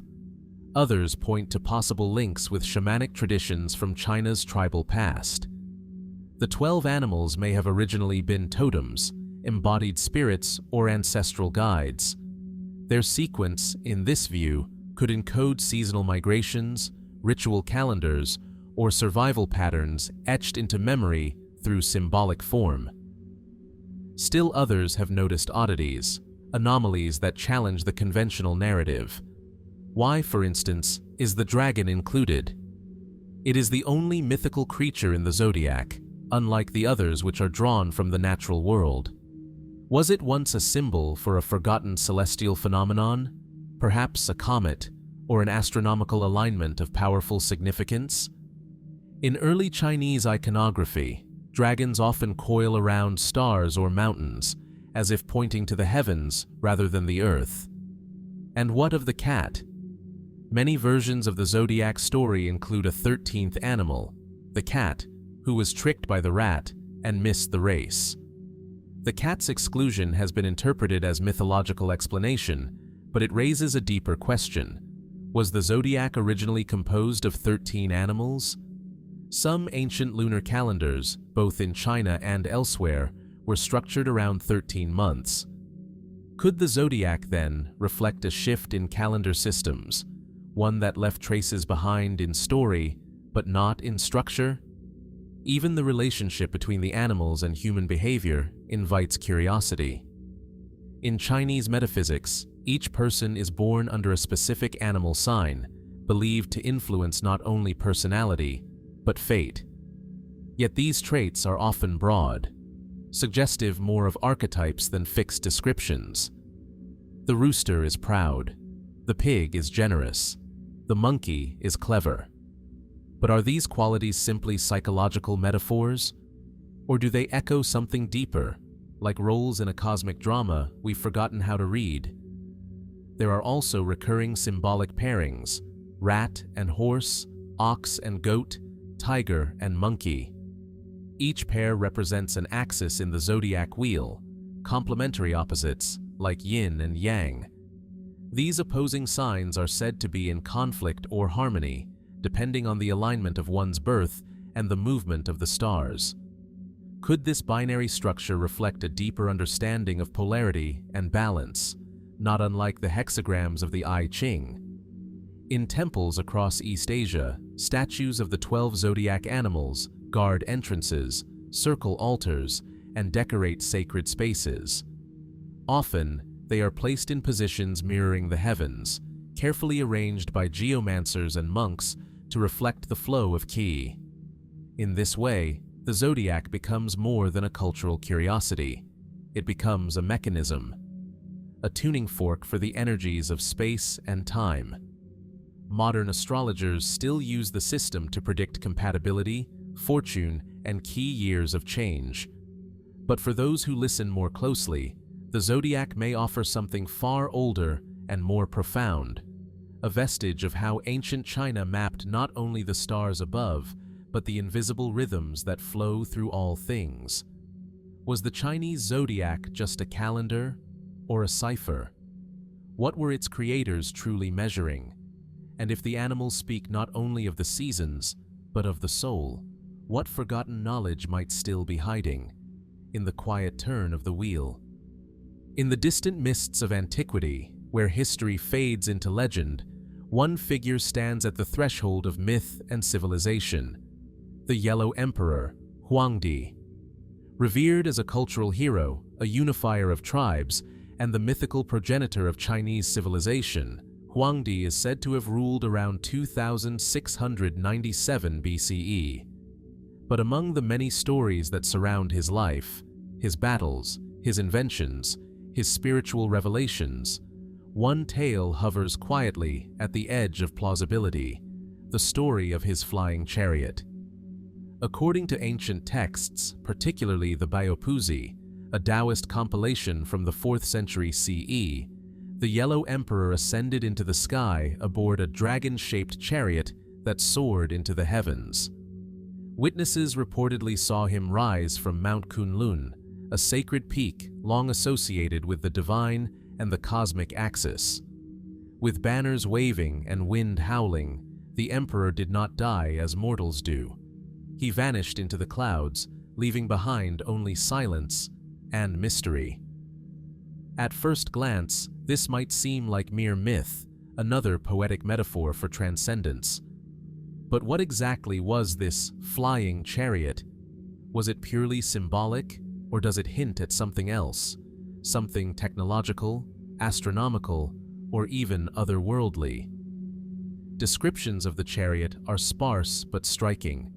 In Taoist texts and imperial chronicles, it is described as moving without touching the earth, propelled by unseen forces, guided by celestial rhythms. Some sources describe the vehicle as metallic, with wheels that did not turn, and a radiant aura that surrounded it in flight. Was this just poetic language, or the residue of a real, forgotten technology? Throughout history, similar motifs appear in other ancient cultures. In Indian Vedic texts, vimanas are flying palaces or chariots used by gods and sages. In Sumerian myths, the gods descend in winged discs. Mesoamerican codices speak of skyborne deities traveling in vessels of light. Could Huangdi's chariot be part of this global pattern, a shared memory, refracted through culture and time. Mainstream historians interpret the tale as a metaphor for apotheosis, Huang ascending to the realm of the Immortals, a common theme in Taoist tradition. In this view, the chariot is symbolic of spiritual attainment, not a literal machine, but a vision of the soul transcending the world. Yet, the story persists with strange consistency. In some versions, the Yellow Emperor does not ascend alone. He is accompanied by attendants, sages, and devices of mysterious function. Bronze instruments that track the stars, mirrors that reflect not light, but fate. These objects, like the chariot itself, blur the boundary between ritual and machinery. In the Huainanzi, a Han-era philosophical text, the Yellow Emperor is credited with inventing a number of technological wonders: the compass, astronomical instruments, and even early forms of medicine and music. One passage refers to a mechanical carriage that could travel great distances without horses, driven instead by the alignment of the stars. Are these inventions purely legendary? Or did Huang represent a cultural memory of a people, or a person, who possessed knowledge far beyond their time? Some have drawn attention to the setting of his departure, Mount Kunlun. Often regarded in Chinese cosmology as the Axis Mundi, the world's spiritual center, Kunlun is not just a mountain, but a symbolic bridge between realms. It appears repeatedly in mythology as the dwelling place of deities, immortals, and travelers between worlds. That Huangdi's chariot launches from this sacred peak is perhaps no accident. Was it chosen as a poetic backdrop, or a literal launching ground? More speculative thinkers have suggested that the flying chariot represents contact with advanced technology, possibly even extraterrestrial. The consistency of the sky vehicle motif across ancient civilizations has led some to question whether ancient peoples had fleeting encounters with technologies or intelligences beyond their understanding, experiences later enshrined as myth. While such ideas remain controversial, they reflect a growing curiosity about the possibility that not all ancient myths are mere invention. Some may be encoded memory, accounts of phenomena real, but not yet explained. Of course, it is also possible that the flying chariot was a product of internal experience, an early form of visionary mysticism. Taoist meditation practices often describe flight, transformation, and ascension. Perhaps Huangdi's flight was not outward, but inward, his chariot a symbol of the spirit rising beyond the limits of the physical world. But then again, why such precise descriptions? Why such mechanical imagery? And why do so many ancient stories, across continents and cultures, speak of beings who ride the skies? If the Yellow Emperor truly existed, his rule marks the twilight before history, a time not yet recorded in stone, but passed from voice to voice, from fire to fire. What truths were captured in those tales? What was forgotten? What was preserved? And what was only half remembered, etched into story so it might endure? Today, the legend of Huangdi's flying chariot is rarely mentioned in formal histories. It lives in the margins, in fragments of Taoist scripture, in lines of poetry, in the echoes of an age when the boundary between myth and memory had not yet hardened. So we ask, quietly, was Huangdi's flight a dream of immortality? A lost technology, now reduced to metaphor? Or a moment of contact with something older, stranger, and still unexplained? And if such a chariot once rose into the sky from Mount Kunlun, might its trail still shimmer somewhere above the clouds, waiting for us to remember how to see it? In the dim light of dawn, a fleet of ships once rose from the misted harbors of Nanjing, masts like forest canopies, hulls the size of modern skyscrapers, sails catching wind from the East China Sea. These were not warships, nor merchant vessels alone. They were emissaries of an empire, carved from timber and ambition. At their helm stood one of the most enigmatic figures in maritime history, Admiral Zheng He. Between 1405 and 1433, Zheng He led 7 epic voyages across the known world. His fleets, sometimes numbering over 300 ships and 27,000 men, traveled from Southeast Asia to the coasts of India, Arabia, and East Africa. They brought gifts, gathered tribute, exchanged goods, and recorded cultures. Their presence was overwhelming, their impact global. But then, just as suddenly as they rose, these voyages ceased. The ships were recalled, the records redacted, the shipyards fell silent, and the question lingers still. Why? Zheng He was born into a Muslim family in Yunnan and captured by Ming forces as a boy. Castrated and trained in court service, he rose to power under the Yongle Emperor, a ruler obsessed with prestige, legitimacy, and projecting Chinese influence far beyond the Great Wall. Under his command, Zheng He was given unprecedented authority to take Chinese might to the seas. The treasure ships, or Baochuan, were said to be marvels of engineering, some stretching over 130 meters long, dwarfing anything in Europe at the time. Carried aboard were porcelain, silk, lacquerware, jade, and bronze statues. But the cargo wasn't just material. The fleet carried ideas, maps, medicine, astronomical charts, giant stone tablets inscribed in multiple languages, proclaiming friendship and cultural exchange. And yet, by the time Zheng He returned from his final voyage, the political winds in Beijing had shifted. The Yongle Emperor was dead. His successors were less interested in expansion and more concerned with internal stability, border threats, and the costs of grandeur. Soon after, imperial edicts ordered the end of all major overseas voyages. The massive shipyards were dismantled, construction of large ships was banned, maritime records were destroyed. China, once master of the sea, turned inward. But why destroy the records? Some scholars see the end of the voyages as a rational decision, an effort to redirect resources to defend against Mongol threats or to restore Confucian orthodoxy after the bold experiments of the Yongle court. Others point to factional politics at the Ming court. The scholar bureaucrats, rooted in Confucian values, saw little benefit in distant expeditions. To them, China was already the center of civilization. Seeking validation from barbarians beyond the seas was not just wasteful, it was beneath them. Still, something about the abruptness, the scale of erasure, raises unsettling questions. Why go to such lengths not only to end the voyages, but to erase their memory? What, exactly, was brought back? Some believe Zheng He may have reached lands far beyond the official records. There are legends, unconfirmed and often contested, of Chinese shipwrecks along the American coast, or of artifacts found in Africa predating European contact by decades. Some maps, like the controversial Piri Reis map or the Shanhai Yudi Quantu, have been interpreted by fringe theorists as containing elements that might trace back to Ming navigators. Did Zheng He's fleets reach shores that official history dared not include? Others speculate that Zheng He uncovered information or technologies that challenged the philosophical order of the Ming court.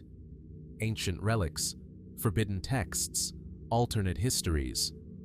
Could it be that the voyages opened not just trade routes, but questions the court wasn't ready or willing to face? Then there are those who suggest an even quieter reason. Perhaps the voyages weren't ended because they failed, but because they succeeded too well. If Zheng He's expeditions created relationships, established networks, or opened doorways that the Ming elite feared would loosen their grip on cultural identity, it would explain the need not just to halt the missions, but to forget them entirely. And yet, not everything was lost. In scattered records, inscriptions, private journals, oral histories along the coasts of Indonesia, Sri Lanka, and East Africa, the presence of Zheng He lingers. Local traditions in places like Malacca, Galeh, and Lamu recall a great Chinese admiral who arrived not as a conqueror, but as a diplomat, a bearer of gifts. Stone tablets from his voyages still stand in places as distant as India, engraved in Chinese, Persian, and Tamil. They offer brief glimpses of the world he touched. But the fleet itself, its logs, its maps, its blueprints, remains hidden. Some believe those documents were secreted away before the purges, buried in monastery vaults, sealed in mountain archives, lost in shipwrecks beneath the sea. Perhaps they still wait, waterlogged and silent, in the depths off the Malabar coast, or tucked into forgotten drawers in some remote temple. Was Zhenghe a symbol of what China could have become? A global maritime power centuries before Europe took to the oceans? Or was he a warning of what happens when a civilization dares to look too far beyond the horizon? And if one day the missing logs of the treasure fleet were to resurface, what stories might they tell? Of lost lands? Of forgotten knowledge? Of a world that briefly opened its arms before closing them once again, leaving only waves and silence, and the fading wake of ships that vanished into mystery. In the stillness of ancient burial chambers, beneath layers of earth and time, archaeologists have uncovered something that should not have survived. Fragments of cloth, delicate, shimmering, impossibly fine. Threads so slender they defy belief. Woven not from wool or flax, but from the filament of an insect. Silk. These remnants, found in Neolithic sites like Jiahu and Qianshanyang, date back as far as 6,000 years. Thousands of years before Egypt's pyramids, before Babylon's walls, before writing had fully taken shape. Long before the Silk Road wound its way across deserts and empires, the Chinese were already mastering the secrets of the silkworm. But how? The mystery of silk is not just in its luster or luxury, but in the sheer improbability of its invention. Silk does not reveal itself easily. The fibers are hidden inside cocoons spun by the Bombyx mori, a moth species that, curiously, no longer exists in the wild. The process of extracting usable thread requires boiling the cocoon to prevent the moth from emerging, then unraveling a single filament, sometimes over a kilometer in length. It must then be carefully reeled, dyed, woven, and softened. This is not something stumbled upon by accident. It is the product of observation, patience, or knowledge passed down from an unknown source. According to legend, silk was first discovered by Liangzhu, the wife of the Yellow Emperor. One version tells of her sipping tea beneath a mulberry tree when a cocoon fell into her cup. As she tried to remove it, it began to unravel, revealing a gleaming thread. Intrigued, she began to experiment. The tale is poetic, but its imagery is precise. Mulberry leaves, boiling water, reeling silk. Could this myth be a cloaked memory of a much older practice, encoded in story so it might survive? What we do know is that by the time of the Shang Dynasty, silk production was already refined and widespread. The earliest Chinese characters for silk, sai, appear on oracle bones, etched with reverence. Silk became more than a fabric. It was used in ritual, in writing, even as currency. By the Zhou dynasty, silk production was tightly controlled. Knowledge of its creation became a state secret, guarded with the utmost severity. But what were they protecting? Silkworms are fragile creatures. The domesticated Bombyx mori cannot survive without human care. It cannot fly, cannot feed itself. It is entirely dependent on humans, a life form seemingly designed for one purpose: to make silk. Was it the result of selective breeding over generations? Or, as some have quietly speculated, a gift of genetic engineering from a culture we do not fully understand? Some have pointed to early Taoist texts that describe the silkworm as a celestial being, its thread as the line connecting heaven and earth. Others note the appearance of silk in ancient tombs, alongside jade and bronze, suggesting it held spiritual value, not just material worth. In certain cosmological diagrams, the silkworm's cocoon mirrors the shape of the cosmos, a sphere from which transformation and light emerge. Could silk have originally been seen not as cloth, but as a conduit? A thread between realms? In more speculative circles, some researchers have explored the idea that silk may have origins even older than China. Traces of silk have been discovered in ancient Egyptian tombs and early European burials, long before any direct contact with China was supposed to have occurred. Were these threads brought along secret trade routes we have not yet mapped? Or were there parallel inventions of silk-like materials in other lost cultures, now buried and forgotten? And what of the silk books? In 1973, at the Mawangdui tombs in Hunan province, archaeologists discovered ancient texts written not on bamboo or paper, but on silk. These manuscripts, over 2,000 years old, contained Taoist philosophy, medical treatises, and astronomical records. The silk was so finely woven that it could be rolled, folded, even stitched. Why use such an exquisite and difficult medium for texts meant to be hidden in the grave? Perhaps it was more than luxury. Perhaps silk, imbued with symbolic power, was believed to preserve knowledge beyond death. To this day, no one fully understands how the technology of silk appeared so suddenly, so early, and so fully formed in ancient China. There are no gradual steps, no crude prototypes, just mastery. Sericulture, raising silkworms for thread, was already institutionalized by the time it enters the historical record. Was there a missing phase in human history, an era of knowledge and craftsmanship erased by time, remembered only in myths and fibers? Or was silk a sacred legacy handed down not by invention, but by initiation? The more we unravel the story of silk, the more elusive it becomes. What inspired the first weaver to spin light from a cocoon? What secrets were carried in those shimmering threads, across centuries, across empires, across the veil of history? And as we trace the path of silk from tomb to temple, from legend to loom, might we one day pull the final thread and find not just fabric, but forgotten knowledge, woven quietly into the cloth of the ancient world? Beneath the waters of the Yangtze River, where the currents flow slow and deep near the ancient city of Chongqing, lies a stone ridge that has silently recorded history for over a millennium. Baiheliang, White Crane Ridge, is no ordinary stretch of riverbed. It is a living chronicle, a submerged tablet etched with the past, revealing itself only in times of drought and low tide.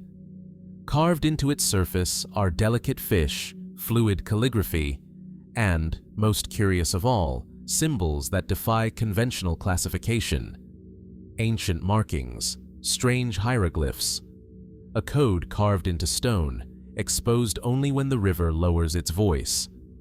For over 1,200 years, scholars, monks, and officials came to this ridge to measure the waterline, to leave behind inscriptions of flood levels, poems, and prayers for the harmony between man and nature.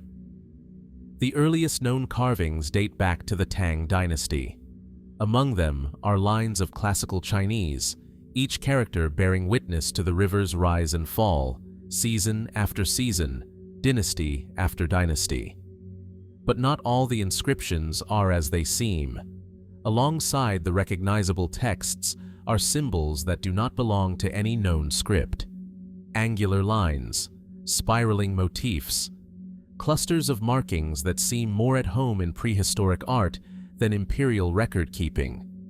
Some are so worn by centuries of rushing water that their full shape is difficult to discern, yet their presence is unmistakable. They are not random scratches. They have form, they repeat, and they remain untranslated. What are these symbols doing among the poetry of emperors and the hydrological data of court scribes? Mainstream historians suggest that these unusual carvings may predate the Tang Dynasty inscriptions, possibly remnants of even earlier river-watching traditions.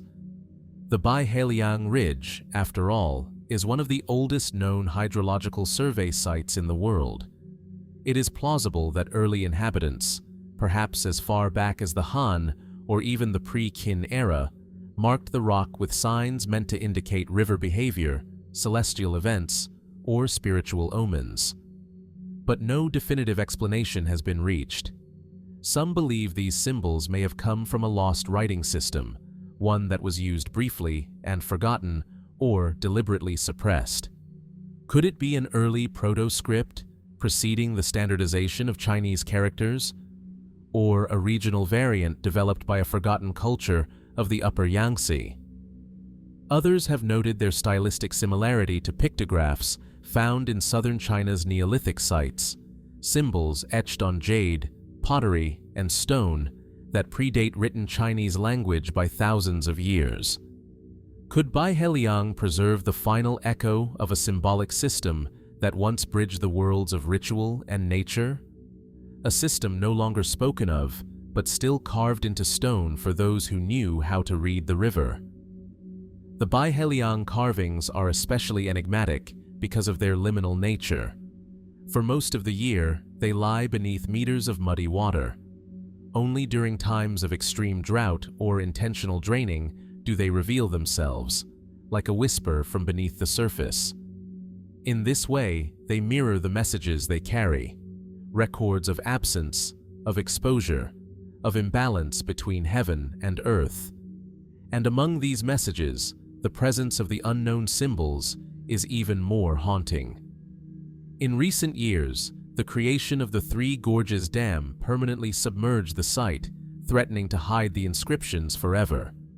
In response, a remarkable engineering project was undertaken, a vast underwater museum built to preserve and display the Baiheliang Ridge beneath crystal-clear, climate-controlled waters. Visitors can now walk above the ridge on glass floors, peering down at the ancient characters, the fish motifs, the drought lines, and the symbols that no one can explain. What remains particularly curious is the location of some of these mysterious carvings. They often appear in places just slightly removed from the main inscriptions, on higher ledges or deeper grooves, as if intentionally set apart. Were they meant to be private messages? Sacred markings not meant for all eyes? Or were they part of a tradition that simply faded as writing became more formalized and standardized? A few researchers have suggested that these symbols may not represent language at all, but something more abstract: mathematical codes, astronomical diagrams, or energy patterns tied to Taoist cosmology. In this interpretation, Baiheliang becomes more than a natural gauge. It becomes a spiritual instrument, calibrated not only to the flow of water, but to the movement of time, balance, and fate. Others, more speculative still, have proposed that the ridge was once a ceremonial site, and the strange symbols part of a liturgical language, used not to communicate across time, but with forces beyond the visible world. The fact that these markings are only visible during the river's lowest ebb lends an uncanny weight to the theory, as if the river itself guards the message, revealing it only when the heavens allow. In the quiet corridors of the underwater museum, where light refracts through still water and ancient stone, visitors pause to stare at these undeciphered signs, trying to see in them some familiar shape, some echo of meaning. But the stone offers no answers, only silence. Who carved these symbols? What did they hope to preserve? And why did they choose a place that would remain hidden for most of time, revealing itself only in rare, liminal moments, like a breath between worlds? Perhaps the answers lie not just in the inscriptions themselves, but in the rhythm of the river, in the flow of knowledge lost and revealed, and in the quiet persistence of stone, waiting patiently beneath the water for the right eyes to return. As the early morning mist clings to the jade-colored mountains of China, their contours take on a strange vitality. Ridges that twist like serpents, peaks that rise like breath held in stillness. To the trained eye of an ancient geomancer, these landscapes are not merely natural formations, but living structures, arteries of energy flowing through the land, pulsing beneath the surface like veins under skin. They are known as Longmai, the dragon veins.